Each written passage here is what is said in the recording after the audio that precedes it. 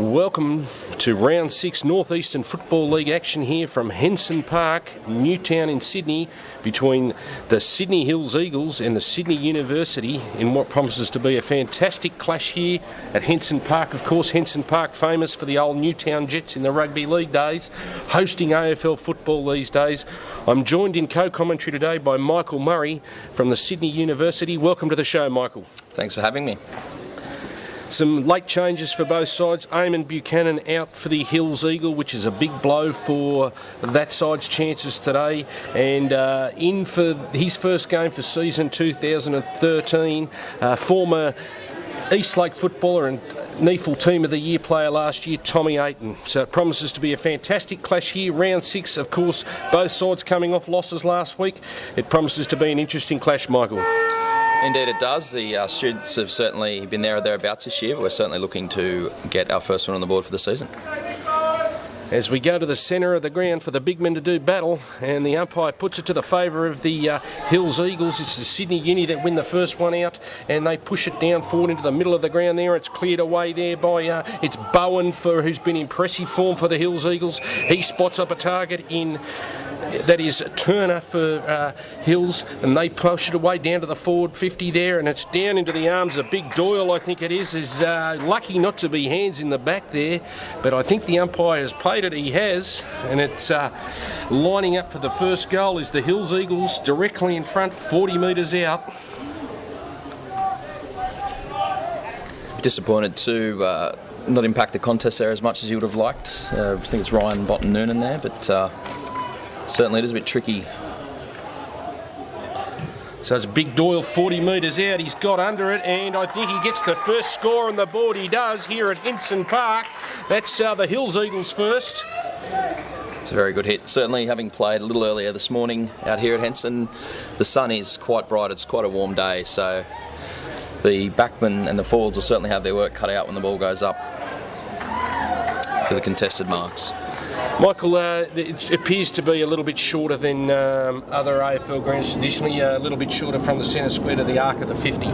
It is. It's certainly a bit bigger than our ground at number 1 Oval at Sydney Uni, but it is a little shorter than your Bruce Purses and your Blacktowns, where we do play NEAFL games as well, but certainly it's close to our home in the inner city and one of our favourite venues.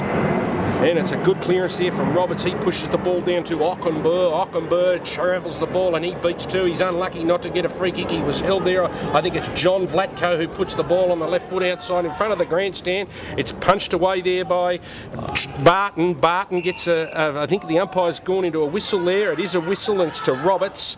Roberts from the Uni. He will get an opportunity to drive the ball forward for them inside a scoring 50 there, and they go up, and it's just defended nicely there by young Pollock from the Hills Eagles. He drives it away. It'll be an interesting clash out there today. He finds Dragosevic, who's been in great form.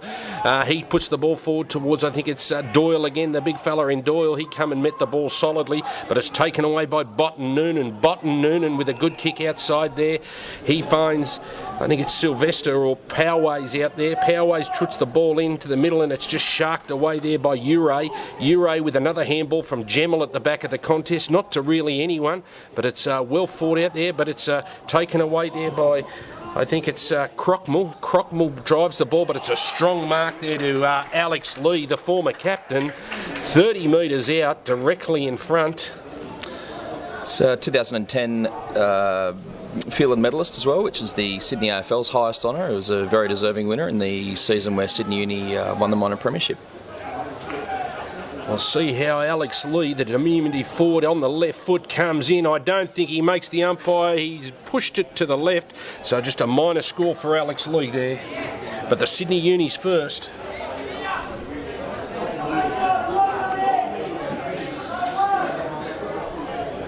So Alex has spent quite a few years at Sydney Uni, with having previously been at Manly prior to that, and formerly East Fremantle as well. There's a lot of experience there from Alex Lee as the Hills Eagles bring it, as we get bombarded with planes above. There's been about 5 or 6 here at Henson Park in Newtown or Marrickville as the hands go through Gemmell. Gemmell is unable to take it. It's Young. He puts it forward. He finds Turner with a quick shot at goal inside the forward 50. He makes no mistake. The Hills Eagles 2 in 2 minutes. And that puts them to 12. Uni just the solitary behind.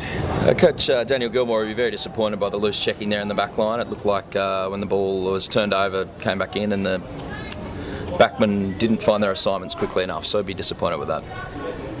And Michael, how have the uni adapted to the change in the competition, and how have they found the professionalism and the step up in professionalism? Obviously going to Queensland and playing games regularly in Canberra, how have they coped with that? Well, certainly this year I've noticed that it's been the group seems to be a lot more accustomed to it, and it does take a little getting used to the higher standard of football, obviously. But done a bit of recruiting the last couple of seasons, and certainly the boys.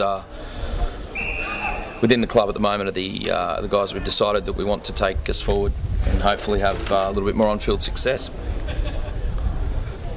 And certainly the cross-conference games are certainly a bonus for all the Canberra sides as the umpire rebounces it there, and it was the uni ruckman that got his hands to it first, and he's done well in the centre square there. He's giving Gemel a bit of a bath, but that should be a free kick there to Ockenberg, number 45 for the uni.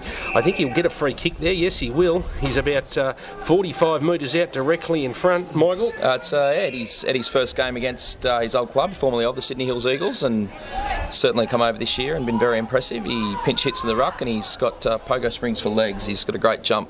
Earlier this year we played the Swans in a practice match at Lakeside Oval there outside the SCG, and he was certainly giving Shane Mumford and Jesse White all they could handle, so he's a very impressive young man. Yeah, I watched him in the warm-up and I liked what I saw, but we'll see what his kicking boots are like as Ockenberg lines up for what could be the Uni's first goal. He gets under it, pushes it slightly to the left, but he gets it up in the square and it's just cleared away there by the Hills Eagles, and that's it's Kruger actually, the former Swan in Eugene Kruger. He gets pushed away and he's still hard at it there as the pack forms here inside the boundary, and it's just hacked forward there by the Sydney Uni, and the umpire unlucky not to get a free kick. Solidly in there was the Uni player, and he just rushes it over the line. I can't quite check the number. I think it was Roberts there who used his body well there, created it'll be a boundary line throw in 25 metres from the Uni goal line, and it's just paddled away forward to the front of the ground there. It should be another boundary line throw in. It's the second time these sides have met in the last few weeks. I think it was round 3. Uni went over to Bruce Purser Oval and competed very well. The first quarter was, I think we were in front at quarter time, and then just a little bit of a few discipline issues, and Hills took advantage and I think kicked 7 or 8 goals to 1 in the second quarter, and then it was arm's length for the rest of the game. So the boys will be certainly mindful of that and looking forward to being a little bit more competitive today. Of course, Uni having a good win in the curtain raiser here at Henson Park.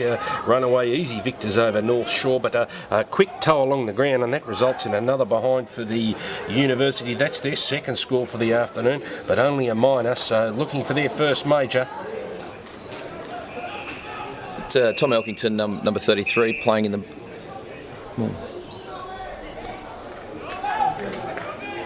I think the umpire's paid a free kick here for holding off the ball to Dugmore, the number 13 for the Sydney Uni side. He's about 30 metres away from goal on a slight angle. It's a beautiful kick, Dougie. He's certainly probably the most talented forward we've got, I think, in terms of natural ability. Spent some time at Sydney Hills, and previous to that I think it was with St George, but he has been with us for 3 years now. Unfortunately, he's been curtailed by injury, but he is certainly one of our key forwards. And Dugmore on the left, he's pushed it to that left-hand post. Another minor score for the Uni. That takes their tally to 3 minors for the afternoon, yet to register a major.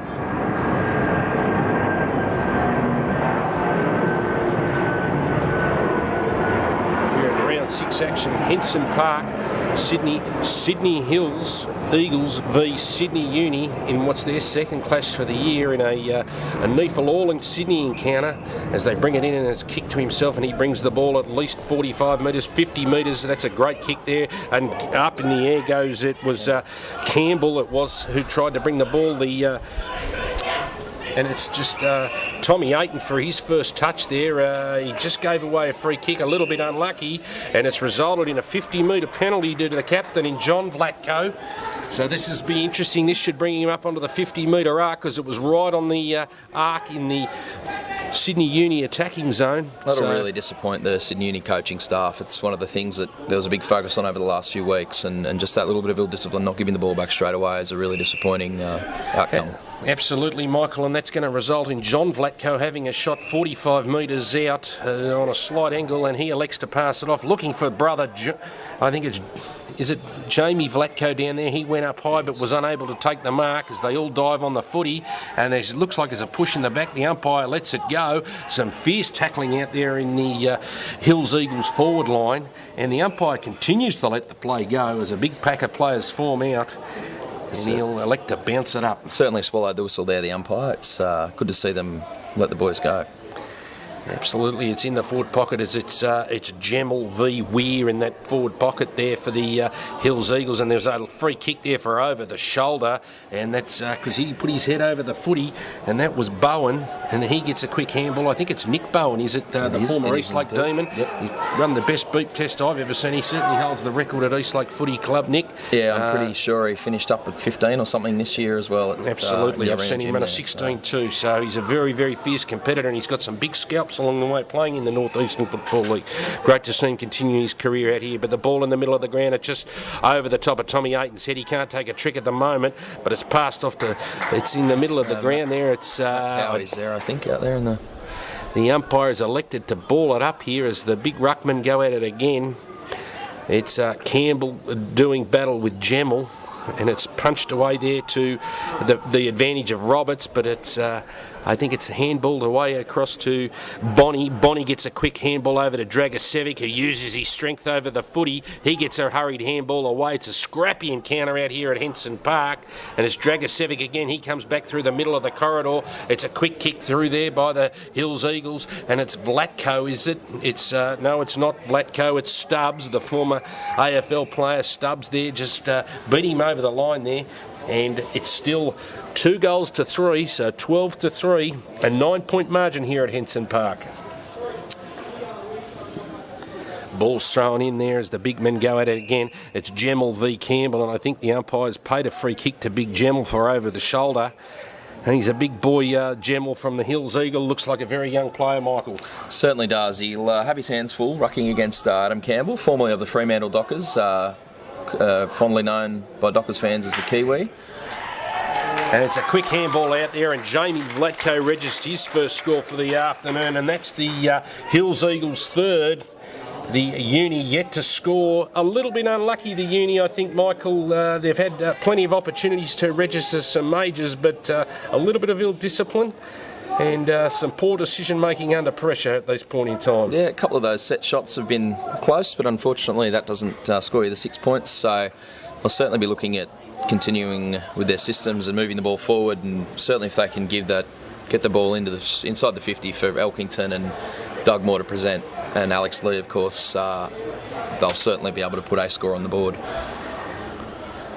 Okay, so it's Gemmell to do battle with Campbell in the ruck there as the umpire bounces it down again, and it's a free kick to, it'll be it's going to the way of the Hills Eagles, and it was a Snedden, big Snedden drives the ball forward. It's punched away by the Sydney Uni defence, and that was on the ground there was Botten Noonan, and I think he's got a free kick, or was the umpire elected to ball it up again? I think, yep. Yes, he is. So a little bit unlucky there. A free kick paid from the centre of the square. Yet another free kick. It must be the 5th free kick against the Uni. Coach Gilmore would be absolutely livid in the coach's box, I'd suggest, Michael. Indeed, he was very disappointed with the discipline in the previous game against the Eagles, and I'm sure he wouldn't be any more impressed with a few of the early lapses here today. Here's Jamie Vlatko misses another one, and it's another rush behind to the Hills Eagles, their first for the afternoon. Ruining what was a perfect start for them.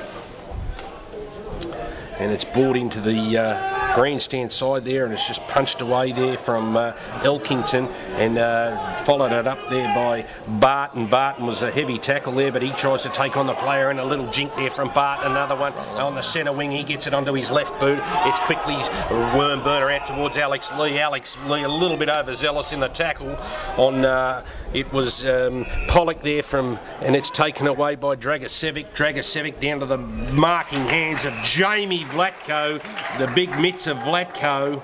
He's an impressive target down there in the forward 50. He'll be lining up for what will be his second on a slight angle 25 metres out. Vlatko boys have certainly been a heel in the thought in the side of the Sydney University club over the last few years, and appears to be that way today as well. He's lining up for his second of the afternoon. Jamie Vlatko, of course, a very good set of hands on him inside that forward 50. Accuracy's been has plagued him somewhat, but he makes no mistake with that one. So that's his second. That's the Hills Eagles' fourth. So a great start out here at Henson Park, round 6, North Eastern Football League action. Certainly one of the concerns of the students this season has been the opposition's ability to get a bit of a run on. Unfortunately, three and a half quarters have been very competitive, and just that 10 or 15 minute period where the wheels have fallen off a little bit and teams have capitalised, as good teams do. So hopefully the students can stem the flow a little bit here and pull a couple back before the end of the quarter. A little bit unlucky which way you look at it, the Sydney University. Of course, any ill discipline's going to cost you on a very short ground here at Henson Oval, as the umpires bounce the ball again. Big Gemel to do battle in the middle of the ground there. And that's a poor bounce from the umpire, and he'll bring it back there, I would suggest. Yep.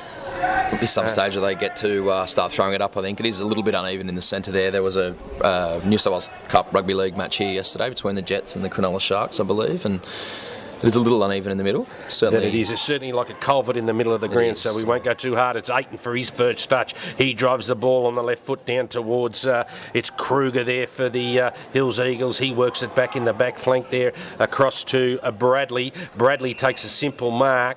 He looks to feign the handball, but no, he goes down the line looking towards the lead of... It is Young with the headband. He finds the run of Bradley. Bradley follows it up with a great lead from Jamie Vlatko. He will mark just onside the 50. He'll be looking for... No, he elects to pass off. It's a short pass, and that's a great grab there by Doyle. If it's not a grab, it's a free kick for over the shoulder.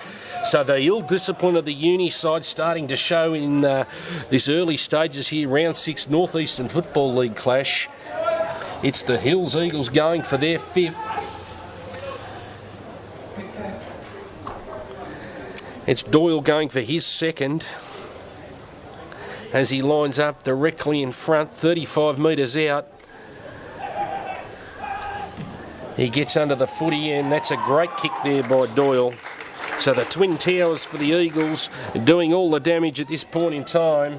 17 minutes in, it's Sydney Hills 5-1-31 to UNFC 3 behinds, 3 points. So it's a long way back from here if Uni don't start to put some points on the board and certainly get the football out of the middle. Yes, it could be a long afternoon here for the Uni in what promises to be a ripping clash, and I believe they've had some ripping clashes over the years, Michael.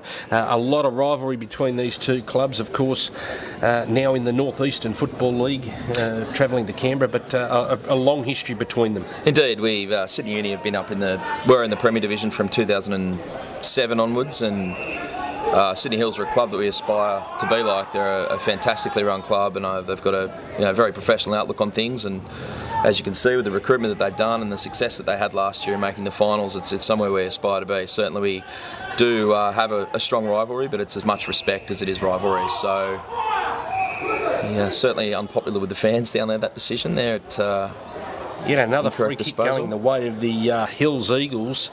A little bit unlucky was Thompson from Uni. He got caught and didn't really have a lot to work with, but the umpire saw fit to pay a free kick to Skuse for the Hills Eagles.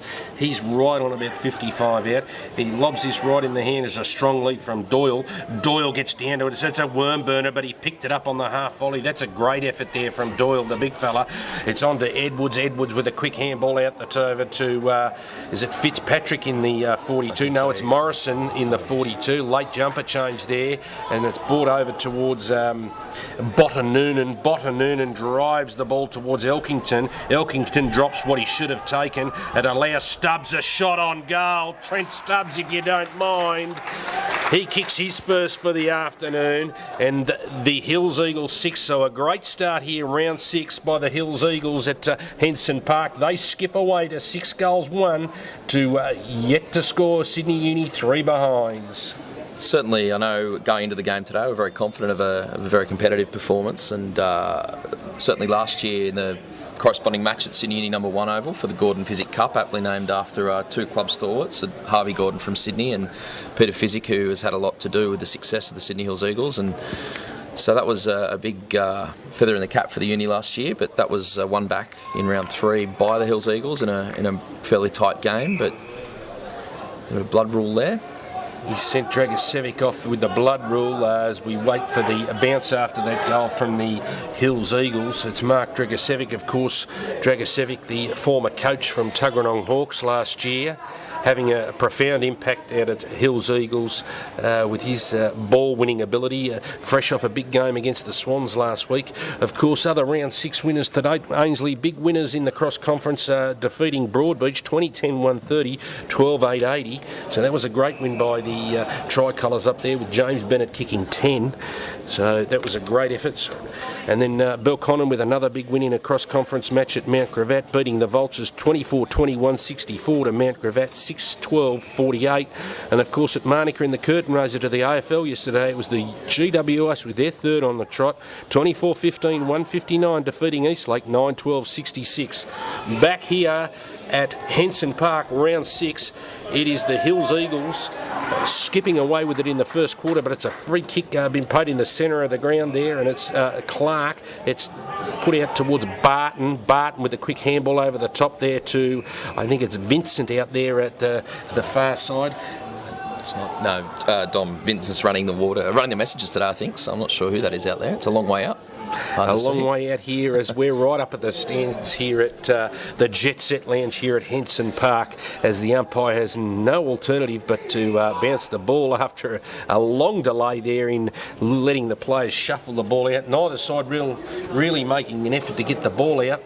He had no alternative but to come in and bounce the ball, and it's Snedden that gets first hands to it for the Hills Eagles, and it's duly punched out, and what's another boundary line throw in right on the far side, 30 metres out from the Sydney Uni line, as the umpire throws it in.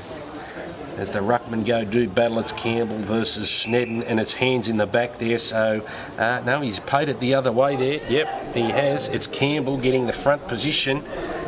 The former Dockers player showed all his experience there. I don't know how he's going to go lining up at goal, Michael. He's a pretty good kick, AC. He did play across the forward line, I believe, for the Dockers in a handful of AFL games, so he's got a big leg on him.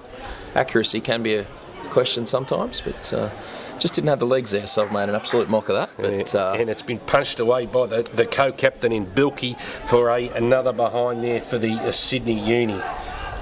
That takes their score along to 4, and Hills Eagles 6-1, and it's a quick transfer of play, and it's quickly into the forward 50 into Doyle there. Doyle should have given a quick handball off to Vlatko. He was caught, unlucky not to get a free kick for in the back there, but it's another pack that's developing there in what's a scrappy contest. A handball over the back from Thompson. Thompson out to Roberts. Roberts with a handballer back allows time for Edwards to assess his options with another poor kick. Really needed to hit his targets as he kicked to a 3-on-1, and he left Morrison with no opportunity, and it's a free kick there paid to the Hills Eagles as they get to bring the ball back into the middle of the ground towards that of, it's at Vlatko and Doyle, but it's over the line there. We need a video camera. He stepped over the line, but it's allowed to go on. The umpire has said play on. There's some heavy contact there, and the Sydney Uni do well to bottle it up and stem the flow of play there. Young Tim Barrett there across the back line. He's usually finds himself at home in the forward pocket. He's a bit of a goal sneak, but he's at the contest playing on the ball at the moment, I think. as the umpire balls it up about 40 metres out from the Hills Eagles goal, and it's tapped forward there, and it's yet another clearance here from the Sydney Uni. They turn the ball into the centre of the corridor, and it's Morrison. Morrison gets a handball over that to Ayton. Ayton back to Morrison. Morrison lucky to get away with that as Ayton gets away on the right foot down the centre wing, across there to Clancy. Clancy in a strong tackle, but he's been rewarded, and he plays on quickly, gets up to his feet quickly, drives the ball to the middle of the ground there towards Elkington, who takes a great grab, and Elkington will possibly line up for what could be a Uni's first goal, their first for the afternoon, in a very tight pocket here at Henson Park.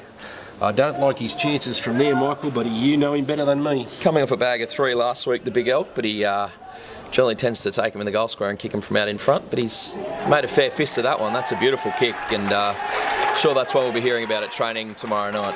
Well, he certainly he's made that one look easy from the light tower out here at Henson Park, where Kenny Wilson used to dob the goals for the Newtown Jets, and that was a great kick by Big Elkington on a strong lead there, and a clever lead-up play there in the middle of the ground by the first gamer in Ayton, who, of course, was in the NEAFL Team of the Year last year, and he will be a great acquisition for the Sydney Union. He showed his class there, and just experience and poise in breaking and running the line. So well done to Tommy Ayton.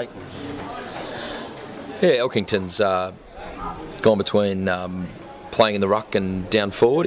I know he much prefers playing down forward. He's played in the ruck for a few years, but certainly when you get your name on the score sheet, it's a lot more enjoyable than getting knees in the rib cage from giant ruckmen all across the country. So he'll be pretty pleased with that goal. He did really well there, so it was a fantastic effort there and the ball has just beaten him over there on the boundary line and will result in a boundary line throw-in. The clearance work from the Sydney Uni has been quite good in the middle of the ground, Michael. They're unable to capitalise on some of their stuff in the middle. They've had enough opportunities to be level. Yeah, certainly. It's been a little bit of ill discipline, as you mentioned earlier, in allowing Sydney Hills to move the ball into their forward 50 without too much pressure, but it's... There's been some great work in the centre by the on-ballers, your Tommy Aytons and Tom Morrisons and the like. So hopefully, after a bit of a dressing down at quarter time, the boys will be able to reset and.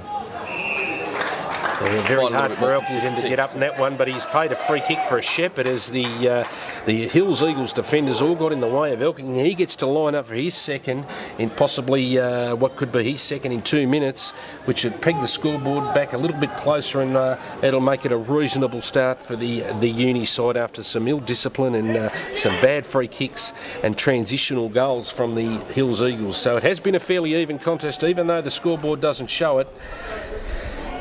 Will he make this one easy for us?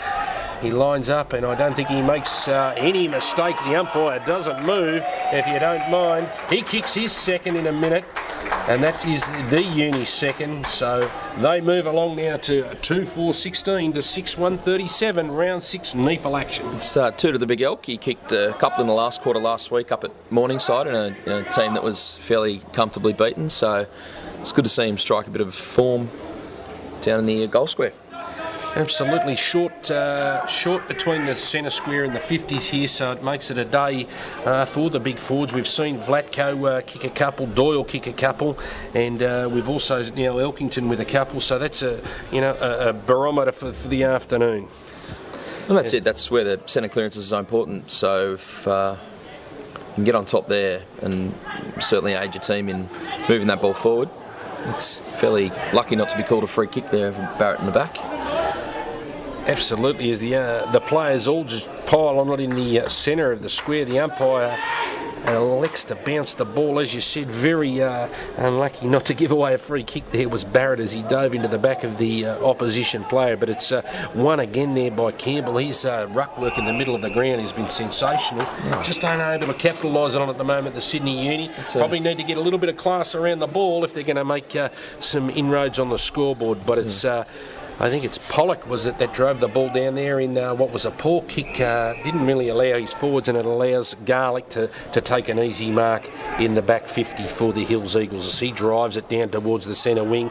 It's a strong ball looking towards the lead of Vlatko. Was a 3-on-1, so it was a poor option there, and it's allowed to be swept away there by Tim Barton, is it? It's Barton out there. He finds the Mitch Thompson out to Thompson in the middle of the ground to cross to Tommy Ayton, who just floats into space. Ayton off a step. He drives the ball to a 5-on-1, but it was a good contest there and well smothered by Barrett as we hear the siren for quarter time. Round 6 Northeastern Football League coming to you live from Henson Park in Sydney. It is the Sydney Hills Eagles 6-1 37 to Sydney Uni 2-4-16 in what's been an entertaining first quarter, Michael. It certainly has. Sydney Hills out to an absolutely blistering start with 6 straight goals. Would have been exactly what their coaching staff were after. But it was good to see the students pick a couple back there at the end through Elkington, and hopefully that'll give them the confidence to move forward to the second quarter with a little bit of momentum. As we take a break here from round 6 Northeastern Football League here at Henson Park, we'll be back with the second quarter in a short time. Welcome back to round 6 Northeastern Football League live from Henson Park as we stream to you between the Sydney Uni and the Hills Eagles. Joining me in the co-commentary this afternoon is Michael Murray, the Uni stalwart, as it's the middle of the ground there as he goes to ground there, and it's Barton who's been in everything, in every contested footy out there. He's been a real find there as it's Dragicevic back on the ground. He drives the ball forward to Stubbs. Vlatko meets it hard, but it's the challenges is equal there from it's Botten Noonan again. He gets a quick handball across to Bowen. Bowen sweeps the handball across to the far side there in Crockmall, it is, or is it Thompson? I think it's Thompson. He drives the ball forward towards Big Campbell. He puts the big go-go gadgets up. It's a poor kick off the boot, and he puts his forward under pressure. It's Dragicevic at the back of the square again. He handballs across to it's Skuse with a clever left footer across to, I think it's Doyle out there trying to meet the ball, but it's Bowen who uses his pace and he gets that wobbly kick going again, and I think it's just chopped off there and it's brought into the middle of the ground towards the big hands of Jamel, the big 58. He drives the ball forward now. It's Bilkey, the captain, with a worm burner out towards Jamie Vlatko. It's taken away by the Hills Eagles defenders as they drive the ball and get another scoring opportunity, and what's good, a good grab there by it's Elkington there. Umpire hasn't played. It's a quick handball off to the left foot of Lee. Lee with a running goal. That would have been the start that Gilmore would have been hoping for from the Sydney Uni. And Al Lee was unable to capture there as a left footer, and it was just a behind there to the Sydney Uni. That takes their score along to 17 to 37. Mark taken by Lee, about 55 out there. Across half forward, it's a free kick there to the Hills Eagles. Illegal contest in them. Yeah, Elkington manning the mark up there. It's a little quick chip over to Skuse right in front of the grandstand here at the Jet Set Lounge here, Henson Park. An aptly named Jet Set for all the jets going above us. Here it's Dragicevic who plays on. The umpire's going to bring it back though. Wouldn't allow the play to go on. It's Dimry with the headgear. It's not. Is it going to Dimry? The kick? No, it's going to Garlick. The umpire unsure, but it's Dimry. He gets it onto his left foot. He finds the lead of Stubbs. It is Stubbs. He books and feigns the handball to Turner. No, it's not Stubbs. It's Eastman with a little worm burner. The umpire's reversed the decision here for not clearing the area, I think. Free kick will go to Lee. Alex Lee, the former captain for Sydney Uni. So it's Alex Lee on the half-back flank. Lee to drive the ball down towards centre wing, looking for the contest there, and it's just rushed over the line. It beats all comers. Doug Moore having started at centre half forward today, pushing up the ground a little, trying to get his hands on it.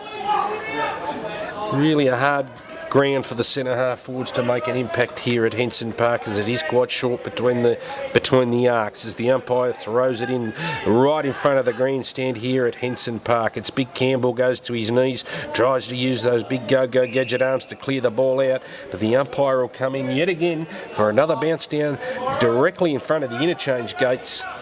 Round 6 Northeastern Football League. It's the Sydney Hills Eagles 6-1-37 to 2-5-17. And the umpire's picked a free kick out of this scrimmage, and it's going to... God, that's it. He's paid it to Big Gemmell, the big ruckman from the Hills Eagles. He's had an impact on the contest there all day, a little bit unlucky there.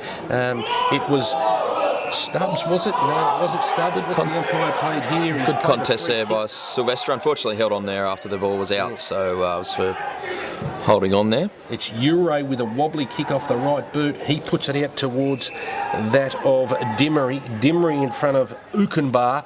You might be able to correct me on the pronunciation. I just call him Eddie, so unfortunately I can't help you out there. Ockenbur. So, check it out at half-time for you. His first season for the Sydney Uni, of course, crossing from the Hills Eagles. He's had a couple of touches of the footy. It's Big Gemmell who paddles it over the back of but it's cleared away by Sylvester. Sylvester hacks the ball out of the air there, and it's to that man Dimmery. He's been everywhere this afternoon, but it's the Sydney Uni on the attack towards that of Lee, but chopping that off was the captain in Bilkey. Bilkey plays on quickly. He drives it with his left foot down towards the opposite side, and should be a free kick there as Ure just disposed of his player illegally, springs up to his feet, puts it down towards that of Big Doyle. Big Doyle was hauled on to, but he didn't get the free kick, and that's Dragosevic following up the good work, but it's intercepted there by Weir. Weir drops what he should have taken. He now panics whilst under pressure. He puts the ball out towards the run there of Clark. He brings the ball inside towards Barton. Barton's been close to Uni's best player all day. It brings it on to it's Morrison in the 42. Morrison brings the ball into the centre of the ground towards Campbell. Campbell launches with a big left foot, but Big Elkington, he continues to fight away there, and it's pushed out of bounds on the full in what was a very good contest. He beat 3 or 4 there, Elkington, and unlucky not to get a score there.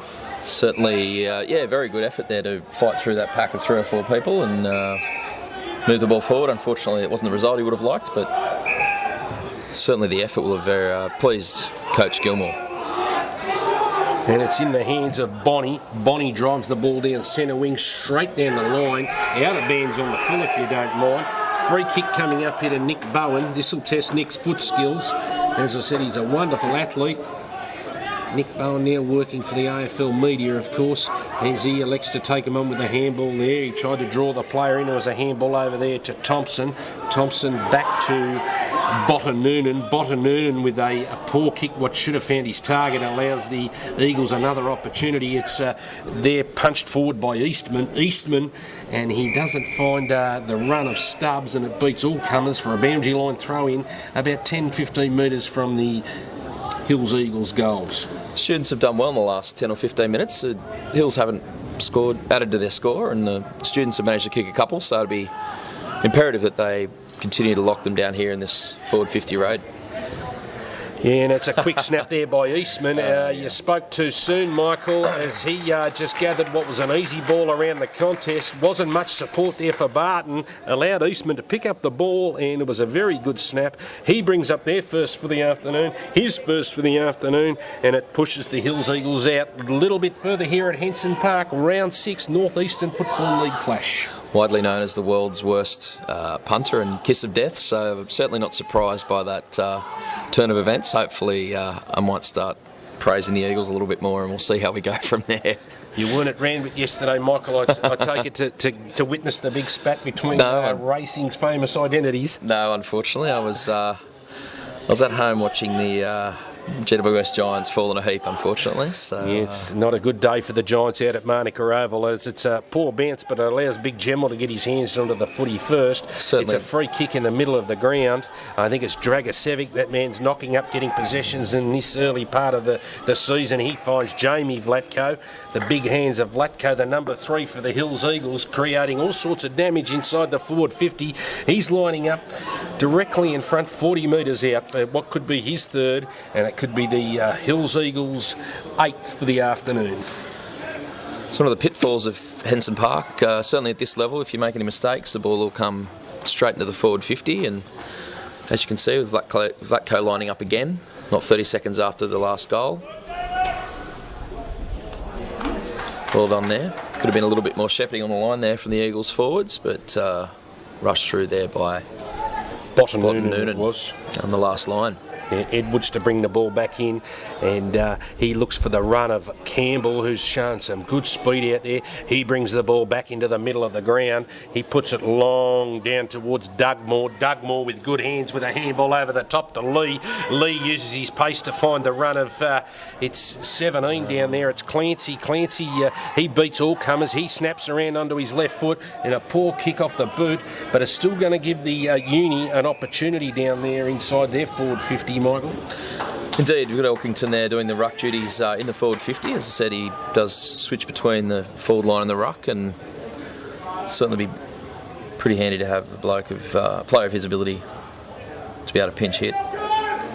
Absolutely, and here is that man again, and Clancy. He's got another opportunity, but that left foot has let him down again. It'll be a free kick to the Hills Eagles. It'll be going to Pollock. No, it won't be going to Pollock. It'll be going to Bradley. He's gone to his feet a little gingerly there. It was a fairly hard tackle. He's holding his left arm. I think the umpire decided to pay it to Young after all of that. Young switches the ball across the middle of the ground. I have noticed that Uni have increased the pressure inside the forward 50 there to try and trap it down a little bit more, but there was a good contest there with Elkington. Elkington has been paid a free kick against him for hands in the back. Yeah, landed on top of the East Coast Sydney Hills player out there on the far side. Of course, they were the East Coast Eagles some time ago, Michael, bringing up that Sydney past. Couple of years ago, yeah. It's Lee again as he tries hard. No, it's taken away there by it's John Vlatko in the middle of the ground. John Vlatko, but it's chopped off there by, I think it's Botta Noonan for the Sydney Uni. Is doing a great job in the defensive post down there. Botta Noonan over the cross to Roberts. Roberts with it at the half-back flank, looking for options. He goes short to Sylvester. Haven't really gained a lot. Still looking the ball, looking to control the game. That's a poor kick there. It's over to Clark. Clark with it over to Roberts. Roberts with a searching kick towards Campbell, who made great position over to Tommy Ayton. Could this be his first goal in the Uni colours? The former NEAFL, yes it is, the former Eastlake footballer and NEAFL representative player of the year was Tommy Ayton, so that's a great start for him in his first game from a knee reconstruction. So well done to Tommy Ayton. He'll be pretty pleased to get that one under his belt. He's been up training with the Uni boys since November, and he's been warned time and time again not to push his rehab too hard. He's such a hard trainer, and he's been so desperate to get on the field and help the boys out. He's also taken charge of our high performance group at Sydney University, so which involves most of the squad and training on a couple of mornings a week, and with the gym programs and all the rest of it that the sort of sports science guys have put in place. So he's been a huge addition to the club, and it's great to see him get a score on the board. He'll be pretty pleased with that one. As the umpire brings it back to the middle of the ground, as Big Campbell and Snedden to do battle. That was a great finish there from Tommy Ayton, but the umpire's elected to pay a free kick here. It'll go towards the way of Campbell. Campbell with the big, long left foot that allows him to drive it down towards Elkington. Elkington flies with not a lot of luck there, and it's driven away by the Hills Eagles defence with a poor kick there. It's over to... It's Bradley, but he was well smothered there, in a great smother there from young Clancy. No, he's put it out of bounds on the full. The free kick will go to Dugmore. So Dugmore, what could be his first kick? He should have popped it into the square, and he looks sideways and finds Sylvester. Doesn't improve the angle somewhat, but he goes backwards, and it's Sylvester opening up the goal face, and it's on towards, it was Elkington who got first hands to the footy. Barton in a good spot there. The umpire... I think it's the second umpire then has called a free kick for holding to young Clancy, it is. So it'll be young Clancy lining up 20 metres out on a difficult angle here at Henson Park. Could be their second for the second quarter, and an improved performance certainly in the discipline stakes for the students, as it's Clancy will ride this one through. He's done a lot of hard work, but he pushes it to the far right goalpost for a point. So probably should have done a little bit better with that, but nonetheless, he followed up his good work there, and that's their seventh point for the quarter, taking them along to 3-6-24. trailing the Hills Eagles 7-2-44. It's fairly tricky. Oh, it's been called out in the full there. So the umpires have had a conference and decided that it's gone out in the fulls to the right of the goalpost there, as we look at it. As we see one of the Hills Eagles players in Pollock being helped off the ground with what looks to be an ankle injury, but a strong mark there by Savage. He switches the ball across the middle of the ground. It's out towards Pollock. Pollock uses a poor kick down towards Turner. Turner didn't take what he should have, but it's into the middle of the ground there towards Dugmore. Dugmore's wrapped up. It's not Dugmore, it's actually Uri. Monty Crockmall there, I think, with the number 14 for the students. It is Crockmall. As the ruckman go at it, it's Campbell v Gemmell, and it's Dragosevic again. The umpires picked out another free kick for a holding one, and the free kick will go the way of Roberts. Very fortunate for the students there, because that ball was going straight down in the forward 50 for the Eagles. So absolutely, Mark Dragosevic voicing his displeasure over their decision. He was the unlucky one who was called for the holding when he had actually hold of the football. But nonetheless, it gives the students a chance. It's Edwards with the ball in hand. He looks for the lead, and it's a poor kick there, and it's out towards Elkington, but he did well to get down and pick it up, and he was met solidly there from the Hills Eagles defenders and pushed out of bounds, and resulting in a boundary line throw in 40 metres out in the Sydney Uni forward line. As the ruckmen go at it again, it's Elkington. Clancy gets another opportunity. He lays a hard tackle there. It's out towards Ayton, or over towards Campbell. Dropped what he should have taken in a handball. It's quickly cleared away by John Vlatko. John Vlatko puts an up and under. Get under that one, Stubbsy, if you don't mind, as he gets pushed off the footy there by Turco it is. It's some strong body contact in the middle of the ground there as Stubbs gets tackled again. Dragosevic goes in to lend a hand. He does well. It's taken away there by Bradley. Bradley did well. It's put down towards Big Doyle, and he gets another free kick in what... it's a behind. It'll have to come back to the advantage. Well, they've played the advantage. They did Vlatko indeed. Played on, and it results in a behind there to the Hills Eagles. But the Uni is certainly tightened up in all areas here, Michael. Yeah, indeed they have. Certainly, maybe a little bit lucky by Vlatko there. I'm not sure if he knew which way the free kick went, because he might have rather to take the set shot there, I think, if he'd been aware. Good defensive pressure there by Nick Roberts. As I say that, he's given away a free kick for high contact, so it's a little disappointing. Yeah, fierce contact. It was that man Barton at the bottom of the pack, but he's been in everything today for the Uni. But it'll be a free kick to Ure. Ure is able to send the ball with a poor kick off the boot there, but it might come, and it's a free kick there for too high. Very sloppy defensive work there from the Uni side. This will allow Young directly in front, 25 metres out here at Henson Park. Round 6 NEAFL action.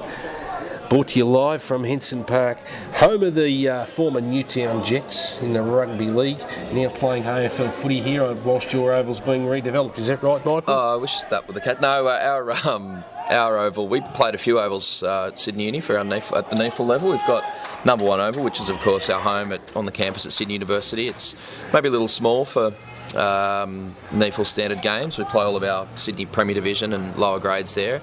We also play at Drummoyne Oval, which is a beautiful deck down by the water there at Drummoyne, which is also a first-class cricket ground. So the Blues play there every few years, so that's a beautiful deck there as well. So Henson Park today, I wish I could tell you why we're actually here, but I think we've got a couple of games here this season. So nonetheless, it's a great ground for spectator facilities. You can still drive the cars in, and it's basking glorious sunshine in what's a beautiful day here for round 6 action in the North Eastern Football League, as it's punched away there and it's in the hands of Dimmery. Dimmery gets a quick kick away, but the students are certainly up the ante in the physical stakes here at Henson Park, and stemmed the tide, I guess, after what was a pretty dominant first quarter from the Hills Eagles. Certainly, and I think that would have been something that they talked about at the quarter time break, about being a little bit more accountable and maybe a little more disciplined. As we said, the Eagles did score a few goals from easy forward 50 entries on the back of free kicks and the like, so very important that the boys from Sydney Uni are able to keep their emotions in check and not give away any cheap free kicks. Certainly, it's been a stop-start game, and the umpire having a a lot of work to do with the whistle out there today, but it's great defensive there as the handball went astray as it didn't quite come off for Dugmore. It's Dimmery in the headband who gets the ball quickly away in the middle of the ground there, and it's Garlick. He quickly drives the ball down towards it. Doyle unlucky not to get another free kick, but it's defending gamely there is Bottanoonan over to Sylvester ball in hand. He puts it across to Thompson with a poor kick there, which is going to result in a turnover. It went towards Eastman. He made a poor decision to punch the ball forward, to turn the ball back inside towards the uni side, as it's a body contact there between I think it was Thompson and young Clancy, and it's in the middle of the ground there, and it's a handball up again, and it's taken away by Kruger it was, but it's a turnover to young Clancy again. He finds Dugmore leading inside the forward 50, so he's going to go back and steady the ship for the Sydney Uni side. He had Timmy Barrett open over the back there, around where the try line is, and the two big sand castles where the goalposts were yesterday, but as a big key forward is want to do, is pretty keen to go back and have a shot, so I back Dougie in from here. He's a lovely kick and certainly within his distance. Of course, Peter Dugmore lining up for his first and what could be the Uni's fourth, a much needed goal, giving him a bit of impetus on the scoreboard, and it just fades away to the left there. It looked nice off the boot initially, but unfortunately he didn't get the result for the Uni, and it's their third behind for the afternoon. To be able to convert this forward pressure into goals, the students, to be able to pull the lead back a little further. They have kicked 3 out of the last 4 after Sydney Hills started like a house on fire, so... And you can see that with their increased pressure, there's a lot more turnovers of the footy from the Hills Eagles after they were pretty clean by foot. Should have been a free kick there in the middle of the ground, but it's young Clancy. He's really stepped up in this quarter to Barrett. Barrett towards Elkington. He gets a hand to it, but it just beats all comers and it's rushed behind. Unlucky not to pick up the free kick there, Sydney Uni, for that sling into the ground, but the umpires saw it differently. And this is where the Uni side have been a little bit unlucky and need to improve a little bit is their transition, but it's Ockenberg who plays on, and he finds Mitch Thompson. So it was clever play there by Ockenberg. He seized the moment, drove the ball forward. It's Mitch Thompson, 55 out. He drives the ball. He sees young Clancy, who has got the easiest of easy goals. He's been the best player for the Sydney Uni in this quarter. He's tightened up and he's been resolute in defence, so that's a great reward for effort there from young Clancy, and that's his first for the afternoon, and that's the students' fourth for the afternoon, bringing them a little bit closer. Indeed, good to have Mitch Thompson back in the blue and gold hoops. Spent last year over in South Fremantle, and the season before spent a lot of time with the Swans at the development in the development squad. So he's a very handy young footballer, and he's been at our club for about 5 years. So it's great to have him back. He's a very popular young lad around the club. Oh no, Mitch Thompson. South Fremantle. Yeah, Lockie. As it goes back to the middle of the ground, it's the big ruckman to do battle again. It's Campbell and Snedden. Clearing it out of the middle there. It was Barton down to Ockenberg. Ockenberg gets pushed in the back right in front of the umpire. It wasn't paid. A little bit unlucky there. It's that man Aiton again. He's been very creative around the contest. As we get yet another jet above us here at the Jet Set Lounge here at Henson Park. If you're wondering what that noise is, it's a big Boeing 737 right above us. But it's a free kick down there as it's driven down towards the centre of the ground, and it's out to Big Snedden. The big fella bends down, picks the ball up below his knees, and he tries to put it onto the lead of Doyle, but he's found Johnny Blatko, the run of John Blatko, the captain for the Hills Eagles. He gets his first for the afternoon, and they're second for the quarter, just to nose them ahead. That would what you'd call against the play, I reckon, Michael. Indeed, big Adam Campbell would have been disappointed to let that football get behind him there in the contest. It was great work by the ruckman there, Big Snedden from the Eagles, to read the flight of the ball well and put it into the forward line. His kick wasn't probably one of his better efforts, but as a big man running at that pace, you certainly give him a pass mark, and he set it up in the goal square there for Johnny Vlatko to tow it through. What he did do is he put it into space and allowed the run of Vlatko, who read the play quite well, and he was able to tow it through for the Hills Eagles 8th for the afternoon. It just puts their noses further in front. 8-4-52 to 4-8-32, so we've got a 20-point margin. Can the students claw one back just on the stroke of half time? About 23 or 24 minutes into the second quarter, so probably looking at another 5 or 6 minutes, and this will be a critical juncture of the game. If Hills can manage to kick another couple, it might be a bridge too far for the students, but certainly if the uni can... Well said, Michael, as it's cleared away as we speak on the stroke there. It's Stubbs, I think it is. He was unlucky. He was held with when not in possession of the footy, but it's cleared away there towards Ayton, right on centre wing. Ayton gets a handball away. He tried to look away handball. He let his teammate down in Young Thompson, but it's that man Barton taking them on. It's Barton who drives the ball towards Dugmore. He's caught behind Dugmore, and it's cleared away by Turner for the Hills Eagles. Turner into the arms of Kruger, the former Swan. So it's Kruger.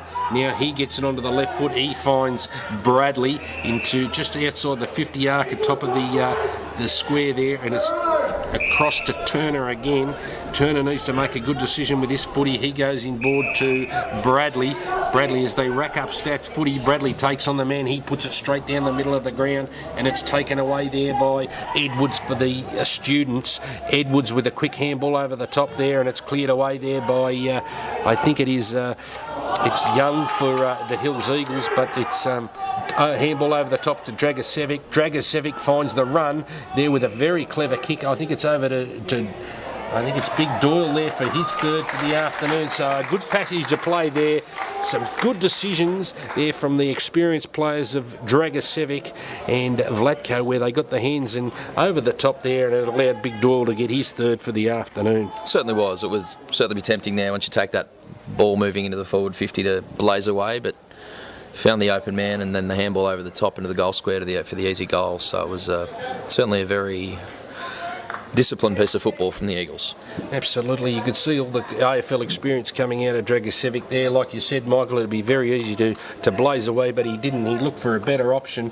He sized the moment up and made a very good decision with the ball in hand, and that's what sets the good players apart in the competition, is their decision making under pressure. So he's been very good out there today, Mark Dragicevic. He's been one of the Hills Eagles' best with his clearance work. As the umpire bounces the ball again, it's Snedden to do battle with Big Campbell, and it's out towards that man again in Kruger. He's been very good on the half-back flank there, down towards Doyle. Doyle and Bowen go at it. Bowen uses that gangly right arm handball. He gets down and punches it ball inwards there towards, it's Sylvester. Sylvester across the back to Bowen again, who drives the ball across face of goal, and it's a poor decision, and it's resulted in a out of bounds on the full. This is going to give the Hills Eagles what we spoke about at the top of the coverage there, but they're lucky enough to get away with it. I think it's 18, the 18 Turco there. He gets it into the hands of Campbell for the students. Campbell in the middle of the ground. He puts one up for Ayton. Ayton uses his body well. He did very well there, Tommy Ayton. Extremely well. He finds Ockenberg. Ockenberg inside the 45. Extremely well done there by Campbell and Ayton in the middle of the ground for the students. Results in Ockenberg lining up about 40 metres or 20 metres out from goal. Very confusing with all the lines on the ground. As we said, it was used for a New South Wales Cup game yesterday. But how will he go here, Michael, with this one? Look, I think a player of his ability at that level should kick through it and hopefully put it over the goal umpire's head. But I wouldn't be backing myself in, but certainly Eddie should put this through. Of course, his name is Tosia Ockenberg, commonly nicknamed Eddie. Eddie's done extremely well there, and he's nailed it. So that's a great goal there from Ockenberg after great lead-up work there by Campbell and Ayton. So that's their third for the quarter as they level peg for goals this quarter. It's the Sydney Uni trailing the Hills Eagles 9-4-58, Hills Eagles to 5-8-36. I think it was 5-7-37. Behind that was ruled out of bounds. That goal was set up by the work there in the middle by Ayton. Certainly using his body there, the experience to work his man under the football, move forward onto the ball and then deliver it into the forward 50. So it was again, nice bit of play that'll build his confidence in the first game back after knee reco. Certainly could be a little bit ginger and a little bit tender, but he certainly has attacked the game by the scruff of the neck, which is great to see.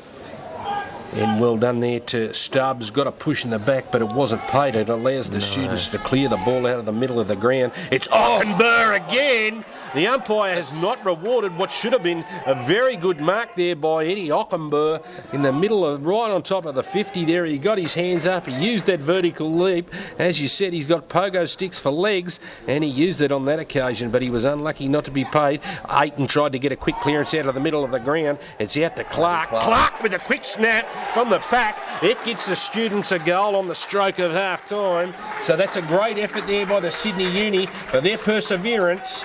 And that's their fourth for the quarter. So a fantastic quarter for the students here at Henson Park, round 6, North Eastern Football League.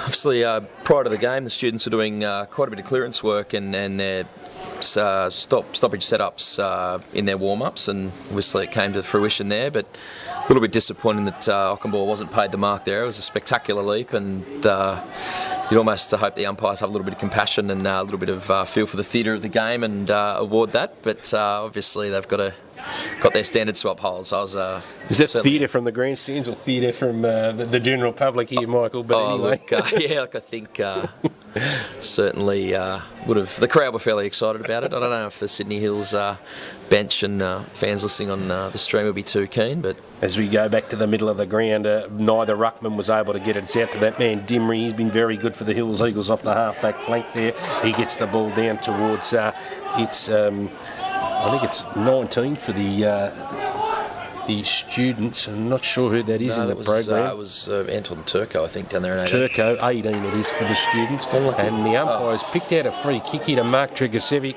He gets up from the bottom of the pack. No, it's not going to Mark Tregosevic. It's going to Young.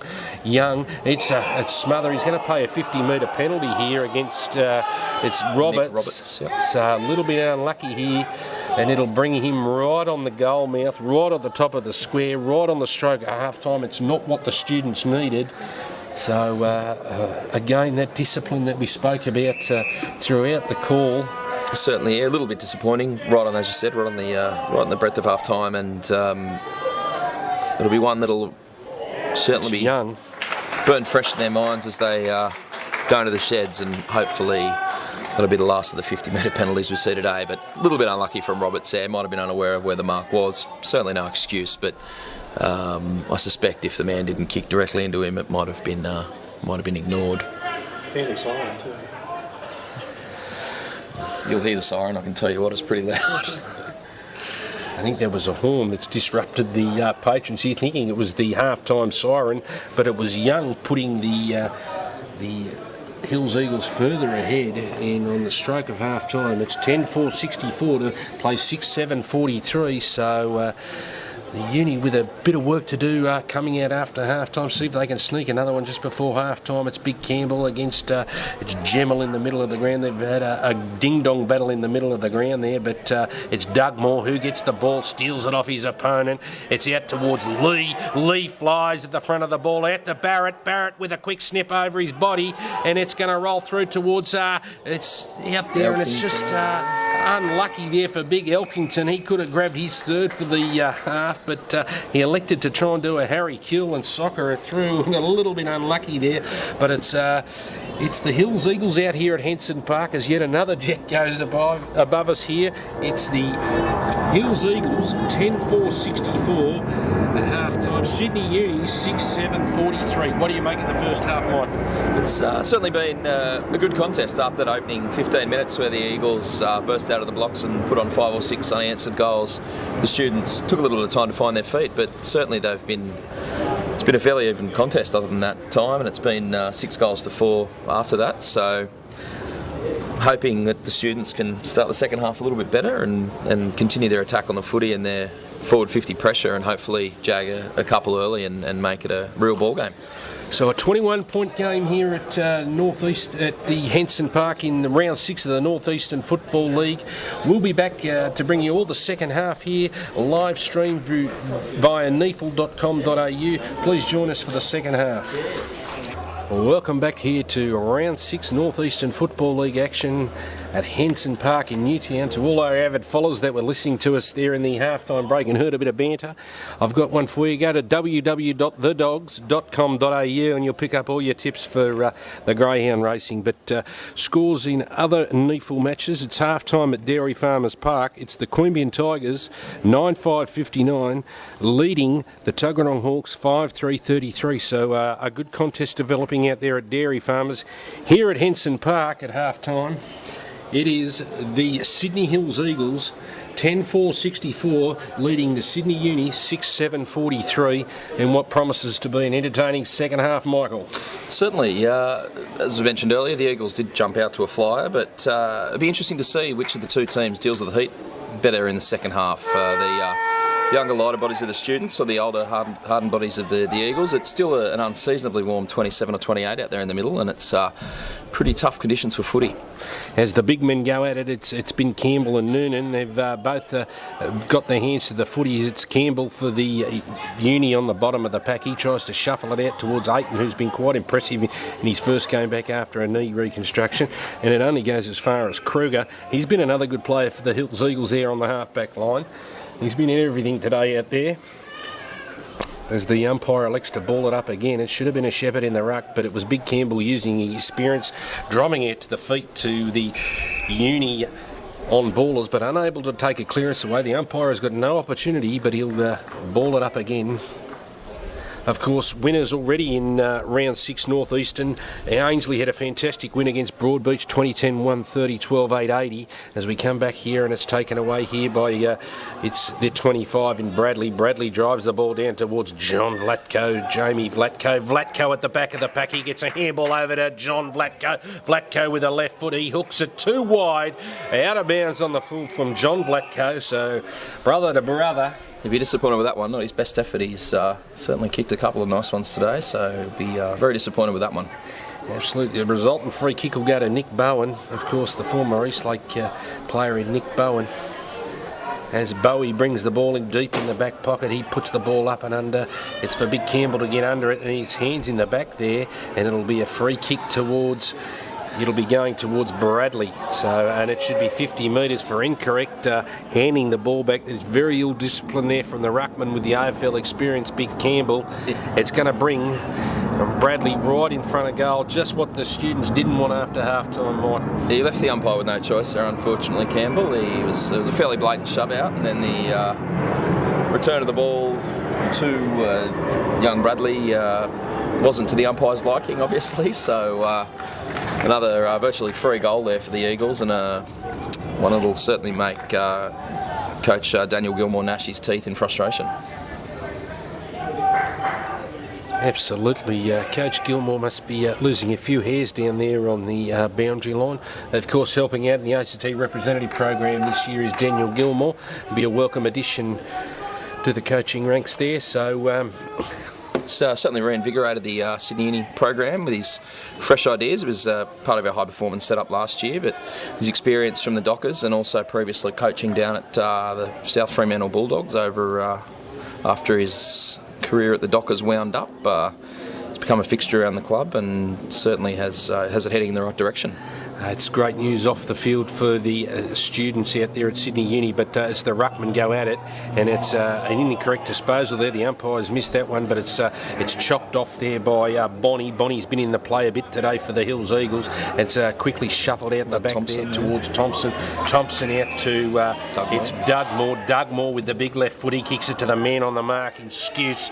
Skuse on to Bonnie. Bonnie with that left hand out to Kruger, who copped one high. It should be a free kick to Eugene Kruger out there on the half-back line. He's been quite good for the Hills Eagles out there today, Michael. He certainly Eugene Kruger has presented well, and his disposal by foot's very good. And as I say that, he's founded man beautifully. But absolutely. Finds the experience of Dragosevic. Dragosevic on the right foot. It was chopped off there by Barton. A strong tackle laid there by Jamie Vlatko inside the forward 50 for the Eagles. The umpire will ball it up again here at Henson Park, round 6 Northeastern Football League. League, of course. Other winners, Belconnen, big winners over the winless Mount Gravatt Vultures, 24-21, 64-6, 12-48.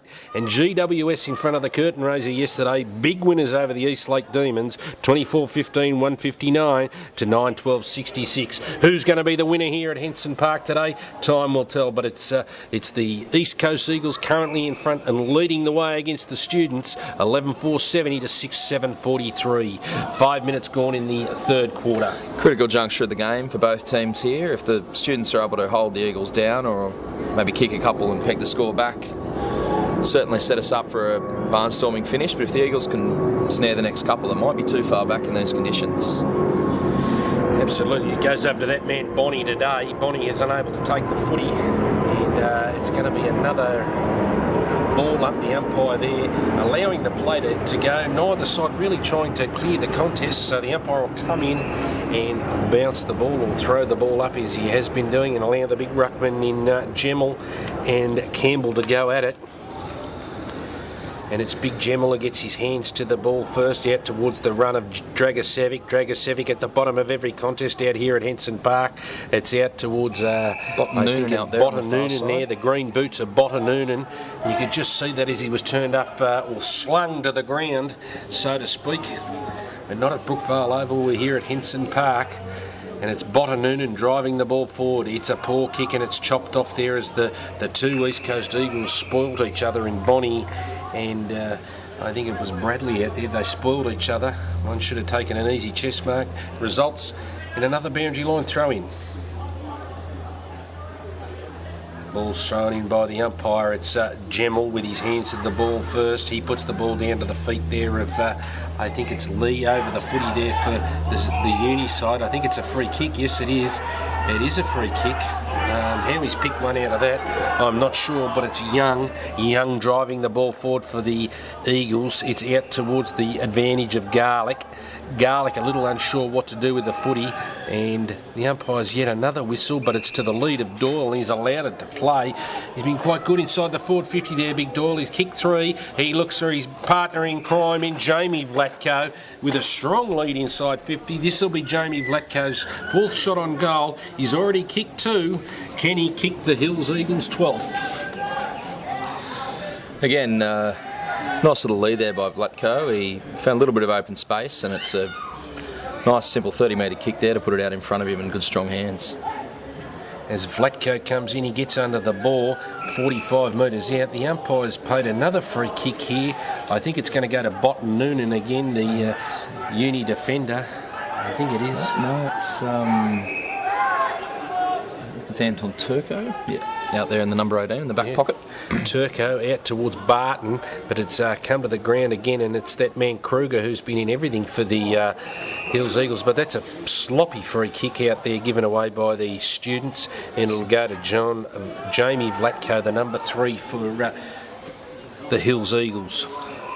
The students have certainly shot themselves in the foot a little bit in this quarter. They've given away a few fairly lazy free kicks and a little bit of ill discipline. It'll certainly make things difficult as they try and chase down this 5-goal deficit. That was a poor kick from Vlatko looking for his forward 50 partner in Stubbs. It went out of bounds on the full, resulting in another free kick to Turco. Turco takes it down the line towards Barton. Barton gets hands to the footy, but it's only as far as the boundary line. We'll get yet another boundary line throw in. Centre of the ground, far side here, Henson Park. It's the Hills Eagles, 11-4-70. With the University trailing 6-7-43. The students with all the work to do in this third quarter. What's the premiership quarter? Are they up to it, Michael? Well, it just depends on whether or not they can tidy their game up a little bit. They've certainly haven't thrown the towel in. They were a long way back at the start of the game, and they've certainly tightened it up a little bit. But it's a good contest there. Backing back into the pack there was let's see who that was out there. I think it was young Clark. Was Matty Clark there, and he's earned 50 for his troubles. It's a hard way to earn a 50-metre penalty. He'll probably be fairly sore and sorry in the morning, but onus is on him now to go back and slot this through and get the Uni back to within 4 goals. I've already kicked one for the afternoon as young Clark. As you said, it was a hard way to earn a 50-metre penalty, but the contact I thought was initiated there by Ockenburr, and a very lucky 50-metre penalty there given by the umpire. But Clark, this will test him out 25 metres directly in front for what could be the Uni's first goal for the quarter, but it's not. He's pushed it wide. I'd be disappointed with that effort. The key here for the students to keep the ball inside the forward 50. The Eagles have transferred the ball out with relative ease today, and certainly that's been in no small part due to Kruger and his cohorts in the back line. Yeah, the transition, it's out to Skuse with the ball right on 50. He's going to look to bring it inboard to John Blackcoat, but that's a poor kick and it's taken away to Dugmore. Dugmore swings onto the left boot with a quick snap. Poor kick by Peter Dugmore there, and it just allowed the big number 1, is it there, Burke, who's on for the Eagles. That's his first name we've called this afternoon, but it's over to the run here of the Eagles out of the half-back line. They do it with ease as they look towards Stubbs, who was pushed off the footy there by Turco. He's done quite a good job against Turco. It's Botten Noonan with the ball in hand now, number 29. He drives the ball inside the forward 50, looking for Big Campbell down there, is it now? It is Big Campbell down there. Free kick there it should have been to young Clark, but he wasn't paid. A quick kick off the boot there by Crockmore. Crockmore was unable to get it. It's another quick handball out there. It's out to the 17 of Clancy. He was directly in front and he's just hit the post, so not a good finish after some good lead-up work there and some good courage displayed by the students. It worked his way through that. They worked their way through that situation very well, the students there. It was just unfortunate that Clancy took it a little bit rushed with his kick there, but certainly some encouraging signs there, working the ball through the forward 50. He certainly had more time than he maybe was made aware of, but the ball has been brought back in by the Hills Eagles, and yet another boundary line throw in under the light tower here at Henson Park. We'll see the big ruckman go at it. Certainly earned their keep today, the ruckman. There's been about 100 stoppages, 2.5 quarters, so they'll sleep well tonight. Absolutely, the ball's taken away there by Edwards. Edwards rushes the ball down towards that of Ockenburr, but it's over the back of Ockenburr, and guess what we've got again? We've got another boundary line throw in deep inside the Sydney Uni forward line. Presents another scoring opportunity for the Uni at the stoppage. It's an area that they really do need to improve in is their stoppage play, but the centre of the ground they've got worked out around the ground, need a little bit more, but a clearance kick there from Burke. Burke drives the ball outside 50, it rolls over the boundary line, and for another boundary line throw in. Campbell appealing for a deliberate there. It was a fairly gained a fair bit of distance there, so it'd be fairly harsh to call it a deliberate. A good touch finder out here at Henson Park, playing if you were playing for the Newtown Jets, of course, up here in as we bring it live from the Jet Set Lounge here at Henson Park. It's a quick kick to Dragosevic. Dragosevic in the middle of the ground. He puts the ball down towards Jamie Vlatko. Vlatko brings the ball to ground, but it's Botten Noonan chiming in again with a quick handball away, and he's slung to the ground. Morrison with a poor kick there, but puts Botten Noonan under pressure. Skuse with a quick kick for the Eagles. Out to Stubbs, who shows his class. On to Bonnie. Bonnie's been in everything today. Over to Ure. Ure with a quick snap at goal, but it goes a little bit wide, away for a behind. So a let off for the students there. Did indeed do well to close that down, but it was, again, a lot of time given to the Eagles forwards and enabled them to find Ure in the open, but it was the defender there who came across at the end and did a good job of putting pressure on. It's the Uni to bring it back in through Sylvester, but it was Bonnie, that man Bonnie. He's been very instrumental today, but it's beaten them all, and he's tried a quick check side from deep in the pocket there, but it's the umpire's called it back for out of bounds. Very fortunate. Very fortunate there for the students. It was a little quick get-out kick there to push the ball another 50 or 60 metres downfield, but unfortunately the target wasn't met, so it was very dangerous. Spin the leg there, so that'll be a free kick there. It was quite smart play there from Jamie Vlatko, who knocked the ball about 30 metres from the boundary line, throwing into the arms of Trent Stubbs, and it was unlucky because I think it was young Bowen who slid down in the tackle on Trent Stubbs, and this will give Stubbs a known goal kicker, fresh off a 5-goal haul this season, directly in front, 25 metres out here at Henson Park to put the Eagles further ahead. Can he kick their 12th? Trent Stubbs coming in Of course he does. He has no trouble, doesn't make the goal umpire work for that one. It's a long way back here for the students. The Eagles lead now 12-5-77 to 6-9-45 at the 14-minute mark of the third quarter.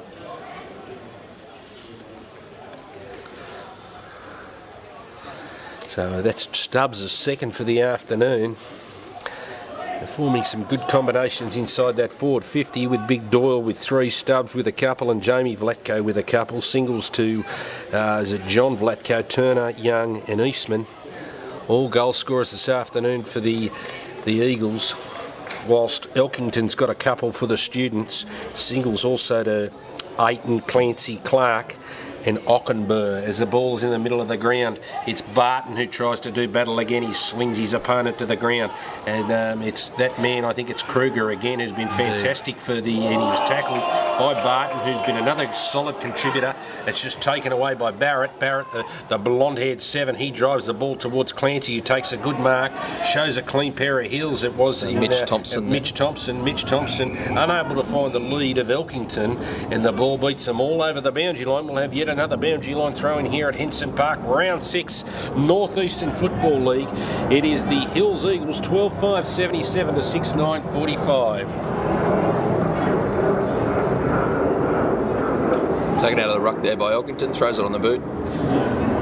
Dugmore leading forward to the ball. Unfortunately, he's held the man off the footy there, so that'll be a free kick to the Eagles.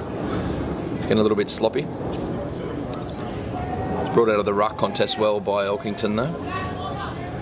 I think it's that man Skuse in the back. He's got the free kick. It is Skuse for the Eagles with a poor kick there. Really needed to find his target, but Clean was good enough to there. It's Burke, the run of Burke, the big one. He drives the ball down the centre of the ground, tries to break the line, but it's Barton chipping in. Free kick there for Barton in the back. He's been very solid back there today for the students. So no, it's not Barton actually. It looks like Barton. Barton's standing in the centre of the ground. I think it's Big Campbell, the number 10. It is. The left footer into the middle of the ground. He goes towards Crockmore. Crockmore holds the ball up, and they bring the ball. They switch the ball across to the grandstand side. It's to a 2-on-1, not to the advantage of Turco, but it's to that man Kruger who's been in everything today. The left footer, he puts the ball into space, but a poor kick there and a poor finish hands the ball over to Crockmore for the students. Crockmore with a little short chip in towards Mitch Thompson there. It's Mitch Thompson, it is. It's Mitch Thompson now. He gets smothered by Stubbs. It's Clancy who takes his eyes off the footy in a poor display of skills. It's a smothered there again by it was Thompson again. But the umpire's elected to pick a free kick out of this for holding the leg, and I think it's going to go to young Mitch Thompson. Is it? No. That's yes. Bewildering. I thought Thompson was away there, but. He has given it to young Thompson. Thompson drives the ball down through to the centre of the ground there. Campbell a good there. grab by Campbell. Campbell with a quick handball over to his running counterpart there in towards Elkington with a big grab inside the forward 50.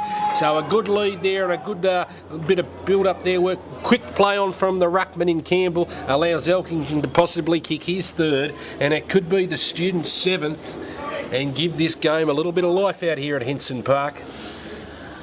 Spends a lot of time at training after everyone's packed up, having shots at goal, Big Tom, so hopefully he can put some of that to good use. Comes in for about 40 out. Slight angle. Gets onto it well. He's got under a little bit. It's good enough to go straight over the goal umpire's head, so that's his third for the afternoon. Brings the students up to 7-9-51, playing 12-5-77.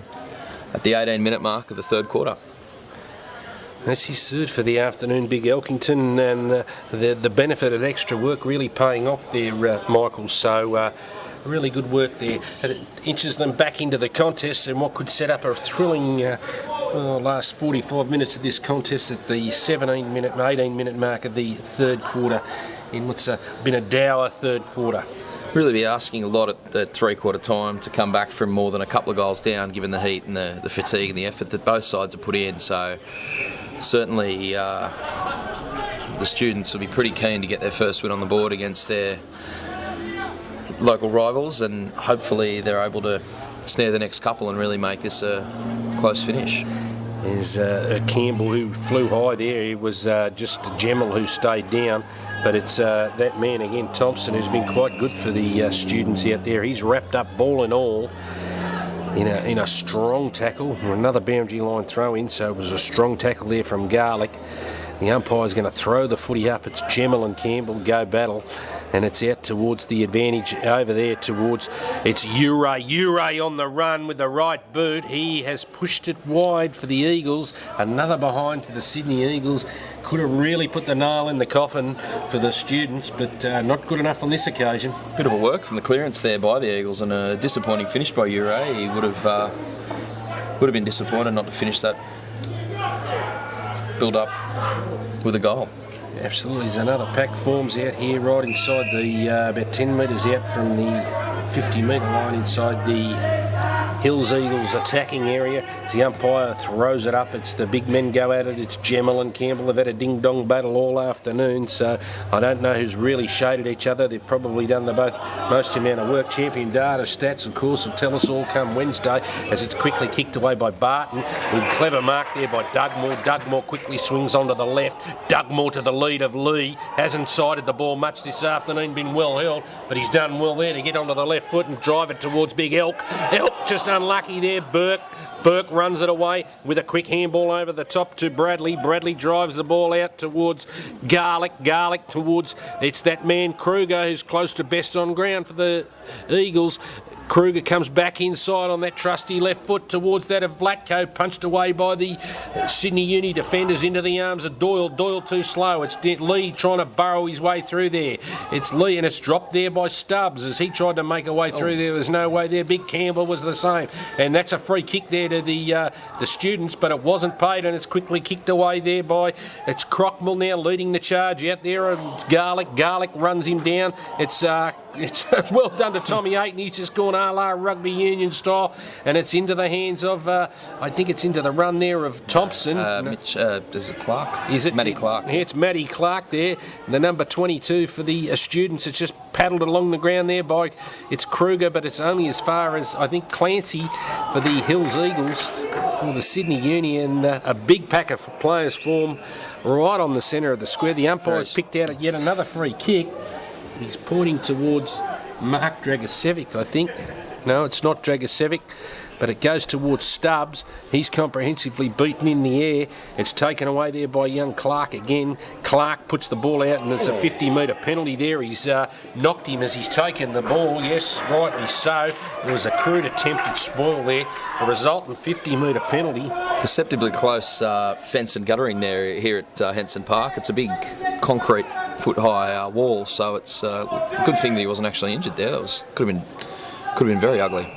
And it's quite deep here too, the guttering. It's into Big Campbell in the middle of the ground towards Barrett. Barrett drops it on the way down. It was down, it was a worm burner below his knees. It's cleared away by the East Coast Eagles. Sydney Eagles as they're now known. It's a quick handball over the top there to Garlick. Garlick drives the ball inside towards Stubbs. Stubbs and Turco go at it. It's been a fairly even contest with neither playing getting the ascendancy there, but the umpire has picked out yet another free kick, and he's paid the advantage there, and it's a poor shot out of bounds on the full.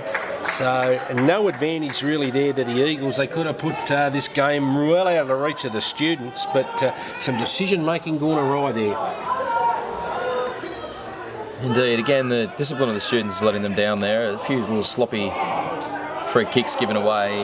No, it's warm weather and the fatigue comes into it, but certainly Daniel Gilmore and the coaching staff will be disappointed by the proliferation of free kicks, certainly in this third quarter. Another 50 metre given to the students though for possibly some feedback to the umpires. So Bott Noonan will move that up the field, take that from about the centre. The forwards are pushing back now to set up, so we've got Barrett, Dugmore and Lee. It's Ryan Bott Noonan with the free kick. It's another free kick. Another 50-metre penalty there. Tom Morrison. So this will bring him directly in front in what's been a very frustrating passage of play for both sides, I'm sure. The umpire has paid a 50-metre penalty here to young Morrison. Directly in front, 20 metres out. He shouldn't miss. He's come over from Claremont this year, Tom. He's our Premier Division coach, which is the top level in Sydney, which is our reserve second side. So he's been, again, another very handy addition to the club. He's a school teacher by trade, I believe, and certainly a great communicator around the club. So, again, another big acquisition and a very, very handy on-field addition. And that's he's made no mistake there as young Morrison, as you heard, the boy from Claremont, and his first season for the students.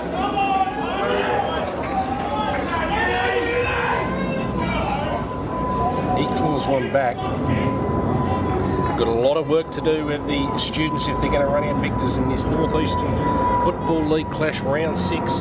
It's the Sydney Hills Eagles currently leading 12-6-78 to 8-9-57 here at Henson Park in Newtown. We're looking at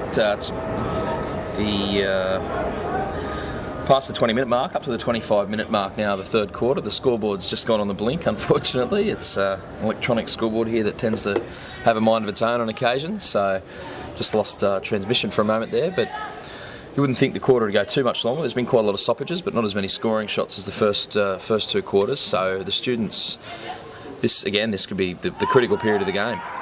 It is Snedden to do battle with Campbell in the middle of the ground. It was big Snedden who got his hands to the ball first. That's a free kick there. Elkington pushed him into the back, got into the hands of Burke's back there, but it was gone unchecked by the umpire. A solid tackle laid there by young Barrett. Barrett swung him over the boundary line. It'll result in a boundary line throw-in, probably 20 metres away, 30 metres away from the Sydney Uni goals. As the boundary umpire elects to come in, it'll be Elkington to do battle with Snedden in the middle of the ground. It's Elkington with hands onto the footy. It's palmed down to, it is Clark. Clark handballs the back towards Lee. Lee elects to take them on. He slips over the boundary line. And guess what we've got again? We've got another boundary line throw in. And it's moved about 55, 60 metres away from the Sydney Uni goal. So the big ruckmen go at it again. This time it's Snedden v Campbell. Campbell gets first hands to the footy down to Lee. Lee with a quick kick off the right into the path of Elkington, who was very, very, very brave with his attempt there, and he was collected on the way through as he dove for the footy, but it's cleared away by the Eagles. The Eagles at half back now. It allows them to run through the centre of the ground, and it's all University as Botten Noonan. He's been a solid defender for the students all day. I think he's probably one of them has won his position down back there. Botten Noonan brings the ball down towards the grandstand side. Botten Noonan towards Dugmore. Dugmore gets a shove from Skuse after he takes the mark. Normally that's 50 metres in my book and according to the rule book, but it's Dugmore who swings onto that left foot. Not a good looking kick off the boot. It's put into the front of Campbell there. They've spoiled each other. It's Campbell down towards that of Edwards. Edwards just bombs the ball and it's taken away. Waited patiently down there. It's out to Johnny Vlatko. Johnny Vlatko down towards Ockenburr. Ockenburr slaps the ball away from Skuse. Boundary line throw in. 20-minute mark. Hills Eagles 12-6-76 to 8-9-57 here at Henson Park, round 6 North Eastern Football League, brought to you live through neafl.com.au. Of course, it's just cleared away there. It's hacked out of the air there by it's Thompson. Thompson hacks it away down there towards Matty Clark. Matty Clark showed some great skills on the ground there. He weaved his way through it. He puts through his second for the afternoon, and he puts the students ninth on the board.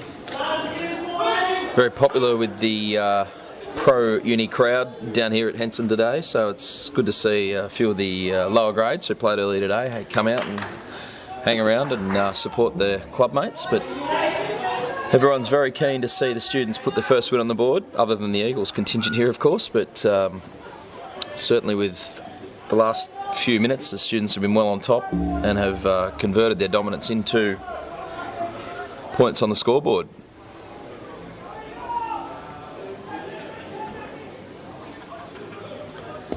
As the umpire brings it back to the middle of the ground, it's Big Gemmell to do battle with Campbell. They've had a ding-dong battle in the middle of the ground.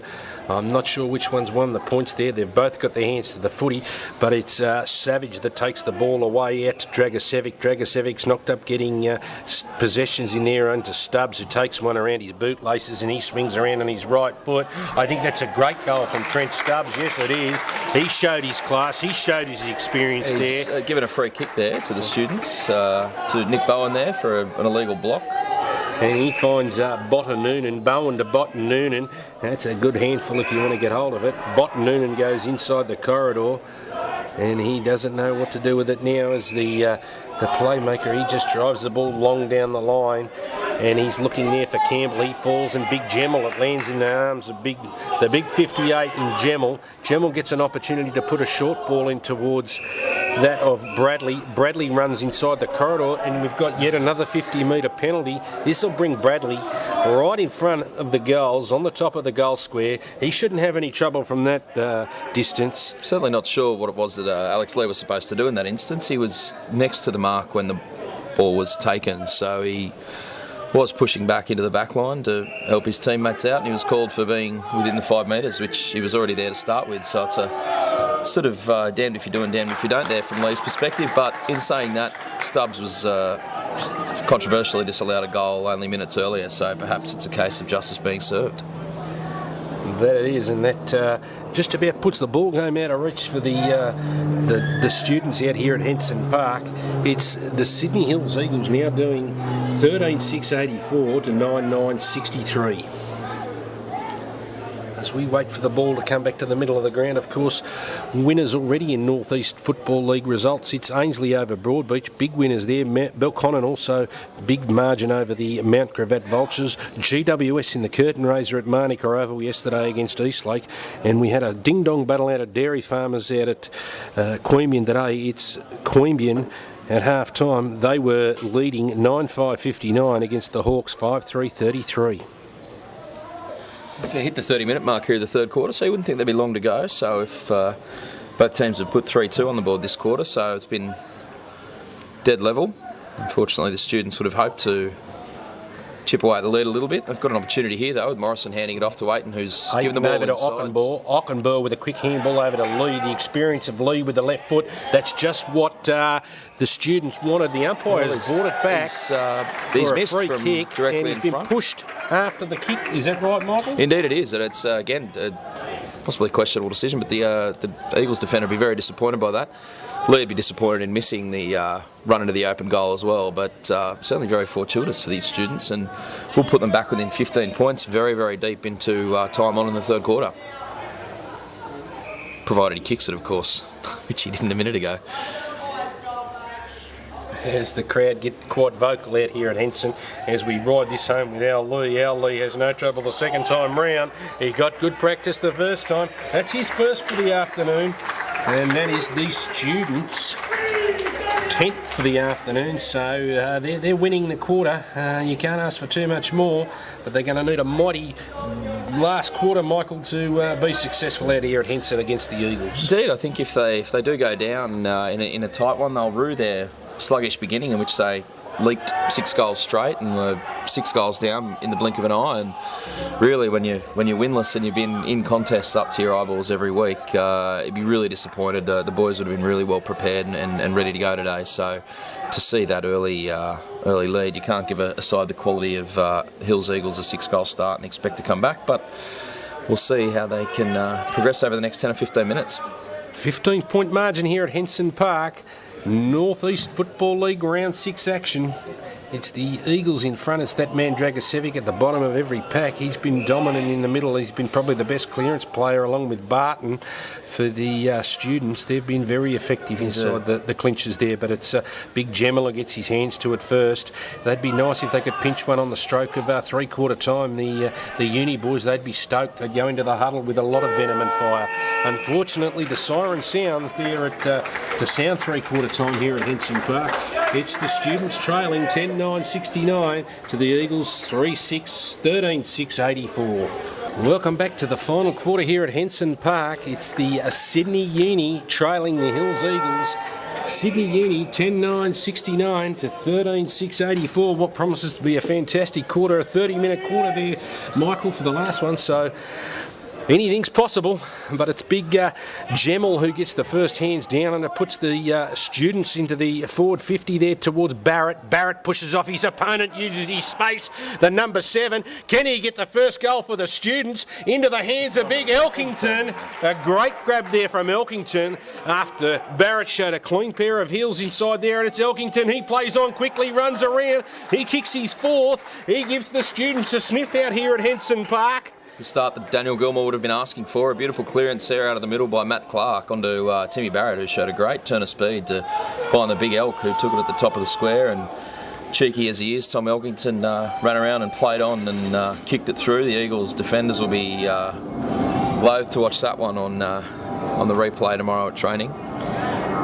A very interesting three-quarter time speech there from Mark Dragosevic. He was quite animated and tried to get the troops fired up with a bit of fire and brimstone, but it's the students who did all the talking there with their football. Good clean pair of heels shown by Barrett inside the forward 50. It gets them within a 9-point margin out here at Henson Park as the big men go at it. It's big Doyle. No, it's not Doyle.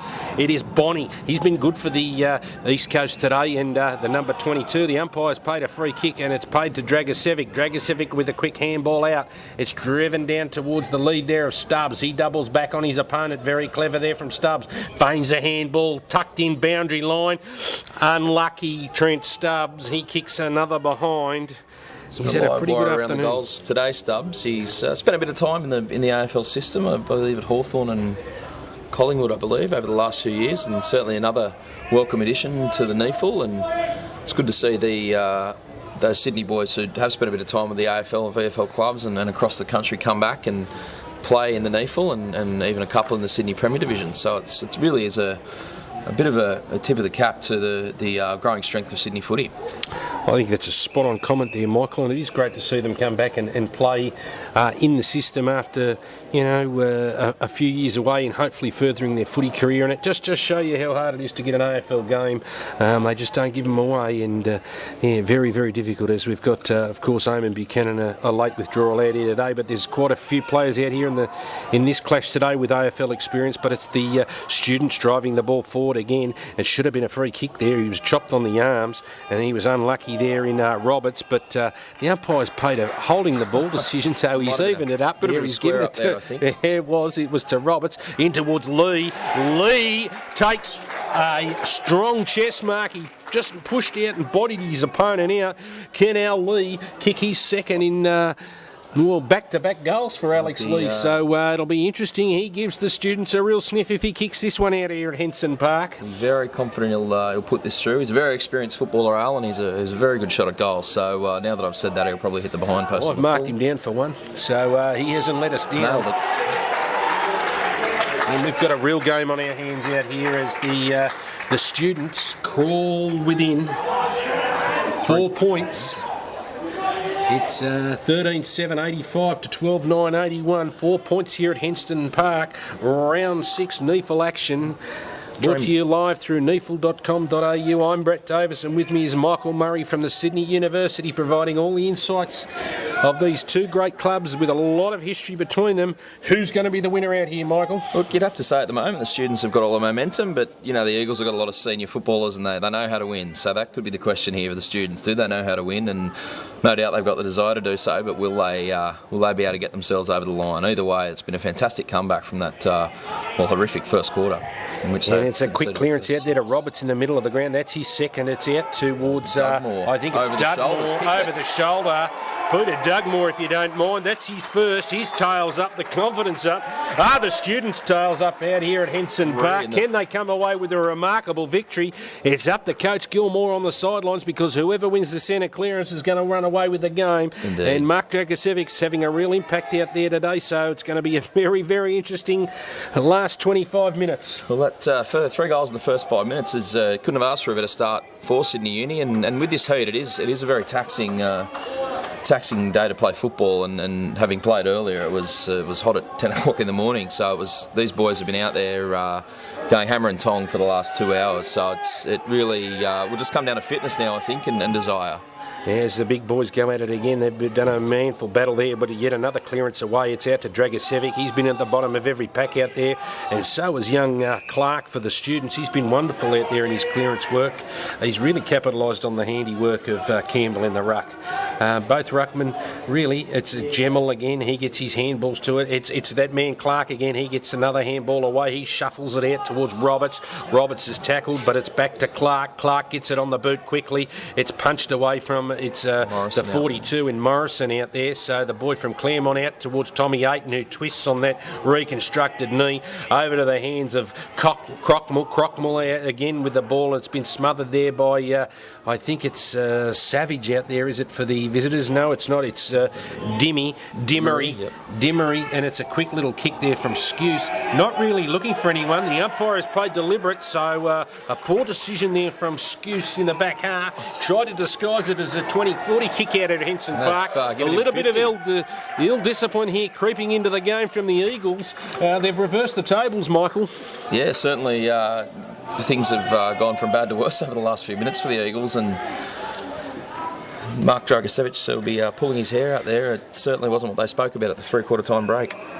Now, I just to go back onto a point, Michael, I just want to go back onto this elite academy you talk about. Do you work on your fitness base there and things like that? Certainly. These boys, during the pre-season, were training twice a week, Monday, Wednesday nights, and then Tuesday, Thursday morning they do some elite skills work, and also part of their elite athlete program at Sydney University is to have access to the top dietitians, sports scientists, personal trainers, all those sorts of things that the university can provide. So each player has a personalised gym program, and they're expected to spend 2 or 3 sessions in the strong room a week. And actually one of the boys was saying earlier that they think Matty Clark might actually have been living in the gym as a second accommodation over summer, because his fitness has gone through the roof, but also his attack on the footy is 100% harder than what it was last year, and certainly he was at the top of his game last year. So certainly the fitness could be a huge factor here for the students. Well, it's wonderful to hear that the program that's been put in place from the Sydney Uni and this elite program, but it's been talking away by Turco. He's been quite good down in the back there. Oh, great grab there by Campbell. It wasn't paid by the umpire. Clever play there by Dragicevic. Dragicevic, and a strong contest there with young Bradley. And it'll be a boundary line throw-in as the students look to edge in front there. They have it's 13-9-87 to 13-7-85. They've nosed their way in front here. First time it's out to Tommy Ayton. He couldn't grab the ball, couldn't capitalise there, but it was Clark over the shoulder. This will be his 4th clearance in about 4 minutes, so he's doing very, very well for the students out there. As you said, that second home might be paying dividends. Actually just ran off the bench there, so straight into the contest and earning the free kick. That's a good effort, but maybe should have kept his feet there. And it goes into the hands of young speedster in Barrett. Barrett kicks his first for the afternoon. We've got a real contest. Are the students good enough to hold the lead, or the East Coast Eagles and the experience of Dragicevic and co good enough to peg back the league? Sorely missing their star and gun recruit Eamon Buchanan out there after pulling up a bit sore from the Swans clash last week. But it's the Sydney Uni galloping away with their 4th for the quarter. They've kicked the last 6, the students. They look like they're running away with the game here, but as I said, the experience of the Eagles and the experience of winning that they've had over the last 5 years as a football club will certainly stand them in good stead here. And you're never home against the Eagles, as we know at Sydney Uni. So it'll certainly be interesting if the next couple of goals go the way of the Eagles. We'll know we're in for a ding-dong battle over the last 20 minutes. It'll be an interesting last 20 minutes, but it's whoever wins the clearance out of the middle of the ground, but it favours that of Campbell. Campbell drives the ball and he gets a quick handball away towards Kruger. Kruger was dispossessed there by a very, very committed Uni outfit, and that was Crockmell. Crockmell with a quick handball out now. It's driven into the forward line there by Sylvester. Sylvester looks like he's gone forward. Dugmore's growing another leg in this quarter, and it's flicked over the back towards Ayton to Dugmore. Dugmore takes on 3 or 4. He slaps it on the left boot, but only as far as the Hills Eagles in Young. Young drives the ball across towards Bradley. Bradley now breaking from half back. It's beaten there, and it's a free kick given away by Edwards. That was a poor free kick there. Gives Uray a free hit right on centre wing there, Michael. Possibly not the worst outcome though for the students, is they actually allow them to get their back line set and have a few blokes behind the footy. If Ure had been able to take that ball in the contest, certainly the students had run underneath it, so might have been a little more dangerous. And I'm not sure what they've given a free kick for here, but might have been a bit of holding off the football there against... It's a little bit of inexperience there as young Clark. He's given the free kick away to Garlick. Garlick with a little bit indecisive. The umpire is reporting what I believe is a trip on young Clark. So after all his good work in the centre clearances, he's had his number taken. Hopefully it doesn't dampen his spirits as they look to maintain this strong last quarter and hold on for what could be a thrilling victory. It's Clark and it's over to Bradley. Bradley swings onto the right boot and they need to get some numbers back there, and that was a good strong tackle there. It's big Doyle who dropped the footy trying to crash his way through. Bottanoonan, he's been solid all day for the students. He scrambles the ball forward. It's out towards Kruger. Kruger bats it down towards... It's that man Dimmery. Dimmery handballs back to Kruger. Dimmery, Kruger. Is it Dimmery who has a shot at goal? It's Big Campbell, if you don't mind. He gets into the way there. The big ruckman dropping back into the space of Vlatko and Doyle. He gets away by foot there out to Turco. Turco now, he's been a solid defender all day. It's over towards Lee. Lee has worked hard all the way from the forward pocket into the back 50. He'll have no option but to bring it down the line here. This is where Ockenberg has to fly. Big Ockenberg needs to go. Very good leap there from Ockenberg. He made a contest out of it. It was just jammed on the boot forward there by Crockmull, and it's taken away there by the number 33, who's been great. The big Elkington, he's kicked for the afternoon, but a poor kick there has resulted in the boundary line throwing. Probably should have done a little bit better than that Michael Murray from the Sydney University. May have been a little fatigued there. It was a big hard lead, and he got up quickly to play on. But interestingly, similar situation to that earlier in the third quarter, and there was a 50-metre penalty given for a bloke being too close to the mark. So it's interesting to know what the process is. Absolutely, it's something they can work on in that elite academy, but it was a good tap there from Elkington down towards that of Dugmore. Dugmore went to ground too easily there. He in the chase of Skuse. It's out to Burke. Burke, who ran on and kept his feet, the big one. He drives the ball forward towards Dimmery. Dimmery is caught out there, and it's over towards Ure. Ure shows a clean pair of heels as he skirts back inside the forward 50. Ran a little bit too far, but is not far enough to find the hands of Jamie Vlatko. The big hands of Vlatko for the Hills Eagles. He's got a chance to peg it back in what's a enthralling counter out here at Henson Park as both sides look to ring in the changes off the boundary line as whilst we get a break to see big Vlatko. This is an area of his game that I think he really needs to work on in the clutch situations to kick the goals. It'll be interesting to see how he goes. Teammates will tell the story. He's put it straight over the goal umpire's head and he's brought the Eagles back to within 3. It's 14-10-94 the students, playing 14-7-91 the Eagles at the 13-minute mark of the fourth quarter. Probably be looking at about a 30-minute quarter given the amount of stoppages, and there's been quite a few goals this quarter, so we've probably got another 15 to 20 minutes left in this gripping battle. I think the fitness now, it's about dead levels, so the superior fitness of one team or the other will be the reason why they'll be taking home the 4 points. So certainly if you're tuned in through neafl.com.au, don't go anywhere.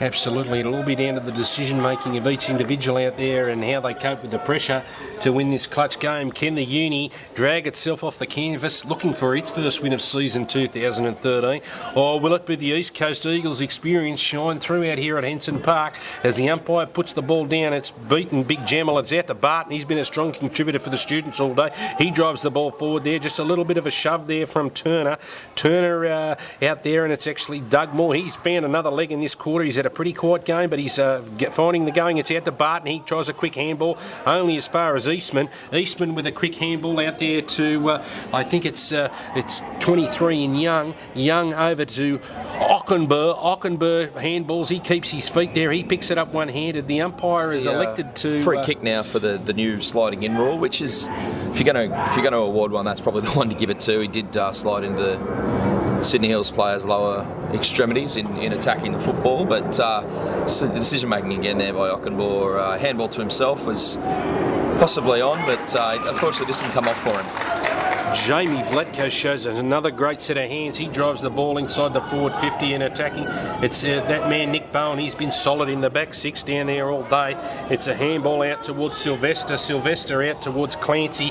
What will the way bounce? It bounces to the favour of Eastman. Solid tackle there from Clancy as Nick Bowen, he battles the ball over the ground in those unfamiliar style with the shorts down below his knees. Nick Bowen, I love his competitive style and a very fierce competitor, and we've spoken about his elite running ability. But it's over the top there. Barton spent it before he got it. Dragosevic diving in the ball there. Should have got a free kick. It's that man Barton again out towards Clancy. Clancy shuffles the ball down on that trusty left boot, but too far, and the boundary line beats him. Free kick. Eagles directly on centre wing. You can tell how much this game means to both teams. The tackling intensity has been ramped up, which seems difficult to believe given the heat and intensity at which this game's been played, but both teams are leaving nothing out there at the moment. That's the captain, Bilkey, finding Young. Bilkey to Young. Young with the decision to make with the footy. He goes with the barrel. That's the wrong decision at this time of the afternoon when the game's up for grabs. It's out to Botten Noonan onto Ockenbaugh. He's put under pressure here by 22 Bonnie, close to the best man on the ground. He has a shot at goal, and Bonnie, he hits the cars as he kicks it through. That's a behind to the Eagles. That could be a handy behind for the Eagles. That pushes them closer to the students. It is now a 1 point game. One of the occupational hazards of being here at Henson Park, other than the plane noise and the freezing cold wind when you're playing here when the sun goes down. Wasn't your Ferrari at the end there, was it? No, thankfully not, but one of those things that you've got to be wary of. You can park on the sideline and honk your horn, but beware, you might have your windscreen smashed. The idea was right from the kick out to try and clear it, but the Eagles were awake to it, and here goes big Vlatko in the middle of the ground. He's got a free kick for a push. A very, very, very soft free kick, if you don't mind, going towards that of Jamie Vlatko. He's going to line up 30 metres out on a slight angle. But if they're good enough, they'll win the students. Indeed. I think, though, if you if you attack the football and you're first to the contest, then you deserve the free kick, as hard-earned or as soft as it might have seemed. So, and he's done well. He's put the ball straight over the goal umpire's head. That's the last two that Vlatko's converted under fairly immense pressure to put the Eagles back in front. So, he's certainly leading from the front. Absolutely, showing all his experience there. It's a real battle of tactics in the middle of the ground. It'll come down to the clearances here and who can maintain their composure and their decision making.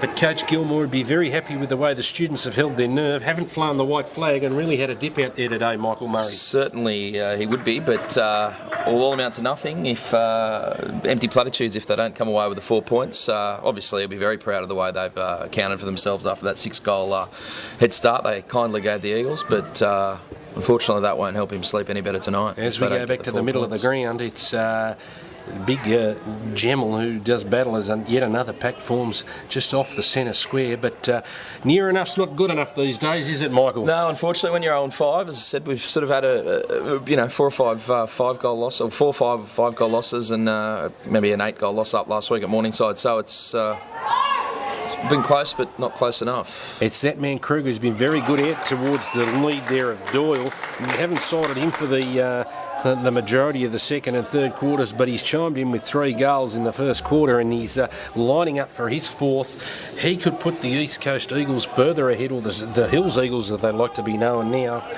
It's Big Doyle lining up for his 4th for the afternoon. Can he get the visitors 15th, 16th? As he lines up Doyle, it comes a bit ugly off the boot. It'll be interesting to see the way that it comes. Oh, yet another free kick to, I think it's Vlatko again. He even surprised Jamie Vlatko, gives him an opportunity to line up for 5. Just a little bit of an experience creeping in the back half there. If I was Coach Gilmore, I think I'd send one of my more experienced troops in Al Lee, one of the more experienced defence players there down into the back half. But Vlatko, he's kicked that one. That's his 5th for the afternoon. He's missed that to the just to the far side of the post. So bit of a let-off there for the uni, but certainly it's going to be very difficult for them to win if they continue to give away free kicks inside 50 to sharpshooters like Vlatko and Probably a bit of rough justice there, Michael, so a little bit unlucky. So the ball is in the hands of Sylvester. Sylvester takes a running bounce and it bounces awkwardly for him and beats him and rolls over the boundary line. A little bit unlucky. He was clear without much opposition around him, and it was just that over-ball game that we played. Yeah, a little bit of that, but also actually it is a little soft underfoot out in the flanks. It has been a bit of rain in Sydney of late, certainly not as much this week, but playing this morning it is quite heavy underfoot out towards the boundary line, so perhaps that was something he wasn't aware of, and the ball didn't respond as it might have if he was running through the corridor. Absolutely.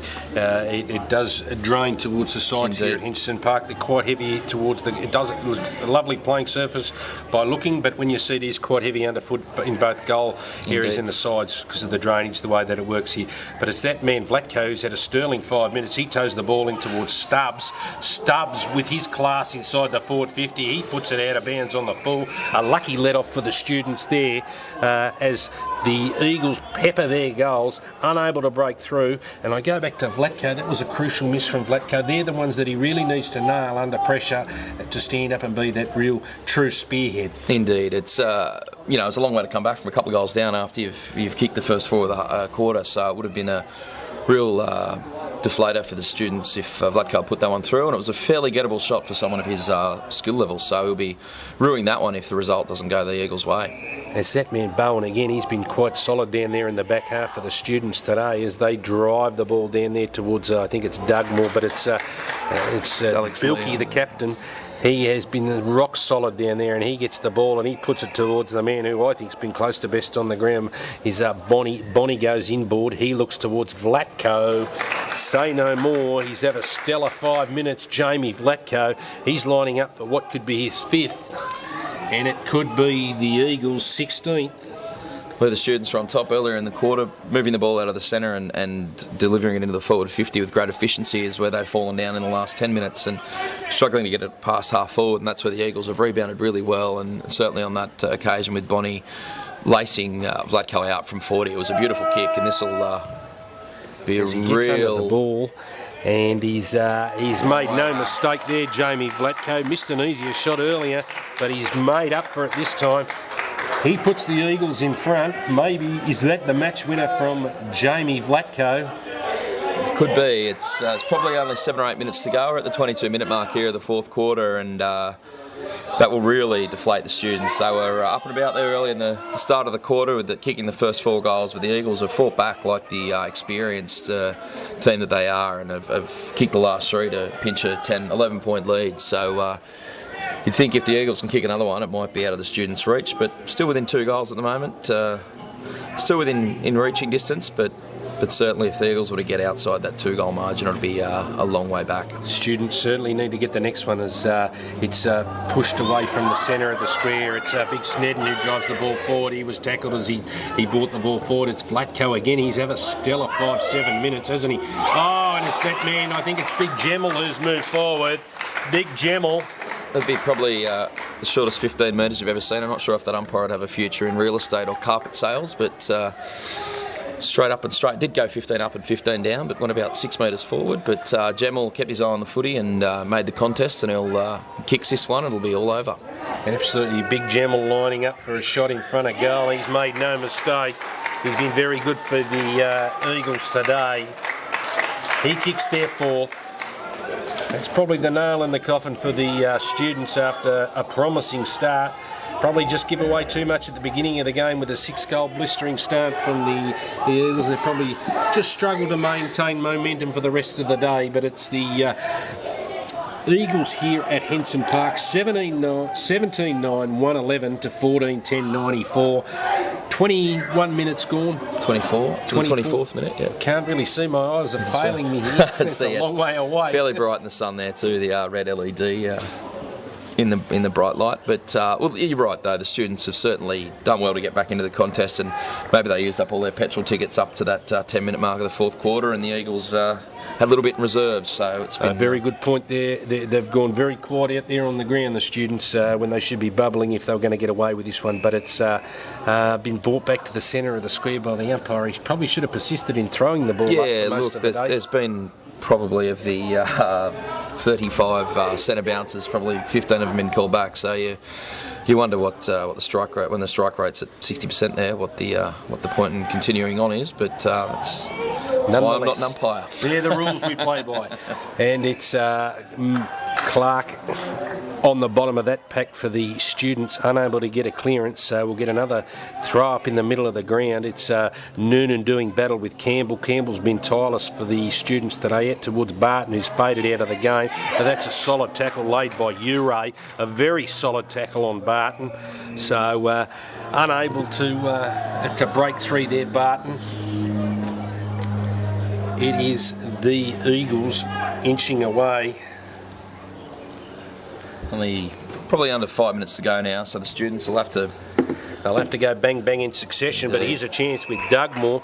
Dugmore swings onto that left boot, drives it inside the forward 50, looking for big Elkington. Elkington looking for his fifth, but he's given away a free kick with a little bit overzealous there inside the back of the Eagles defender as he looks to bring it out towards the grandstand side. A little bit indecisive as the umpire whistle sounds again, but it goes out towards Johnny Vlatko. Johnny Vlatko, deep half-back flank. He drives the ball, takes something off it towards Young. The ball beats them all over the boundary line, and guess what? We've got another boundary line throw in here, another stoppage at Henson Park. And that's where the difference in the last 10 minutes has been in the Eagles going forward, have found targets and have had that forward line structure maintained, whereas then the students went in and it was a 1-on-2, which makes it really difficult for the tall forward this late in the game and also looking into the sun. So it's a free kick to the Eagles out of that ruck contest for holding on there. Looks to switch it across there, and the ball goes to Eastman in the centre of the ground. Slowing the ball down now. They've looking to milk a few seconds off the clock by moving backwards and finding the open target. So the students are really going to have to man up here. It's something you see a lot at the AFL level in the last few minutes, and a very effective tactic if it's carried out well. So the students will really need to try and force a stoppage or a contest here, but at the moment the Eagles have milked another minute off the clock, so it'll be... Very clever from the Eagles as Burke switches the ball across the ground again into the arms of Eastman.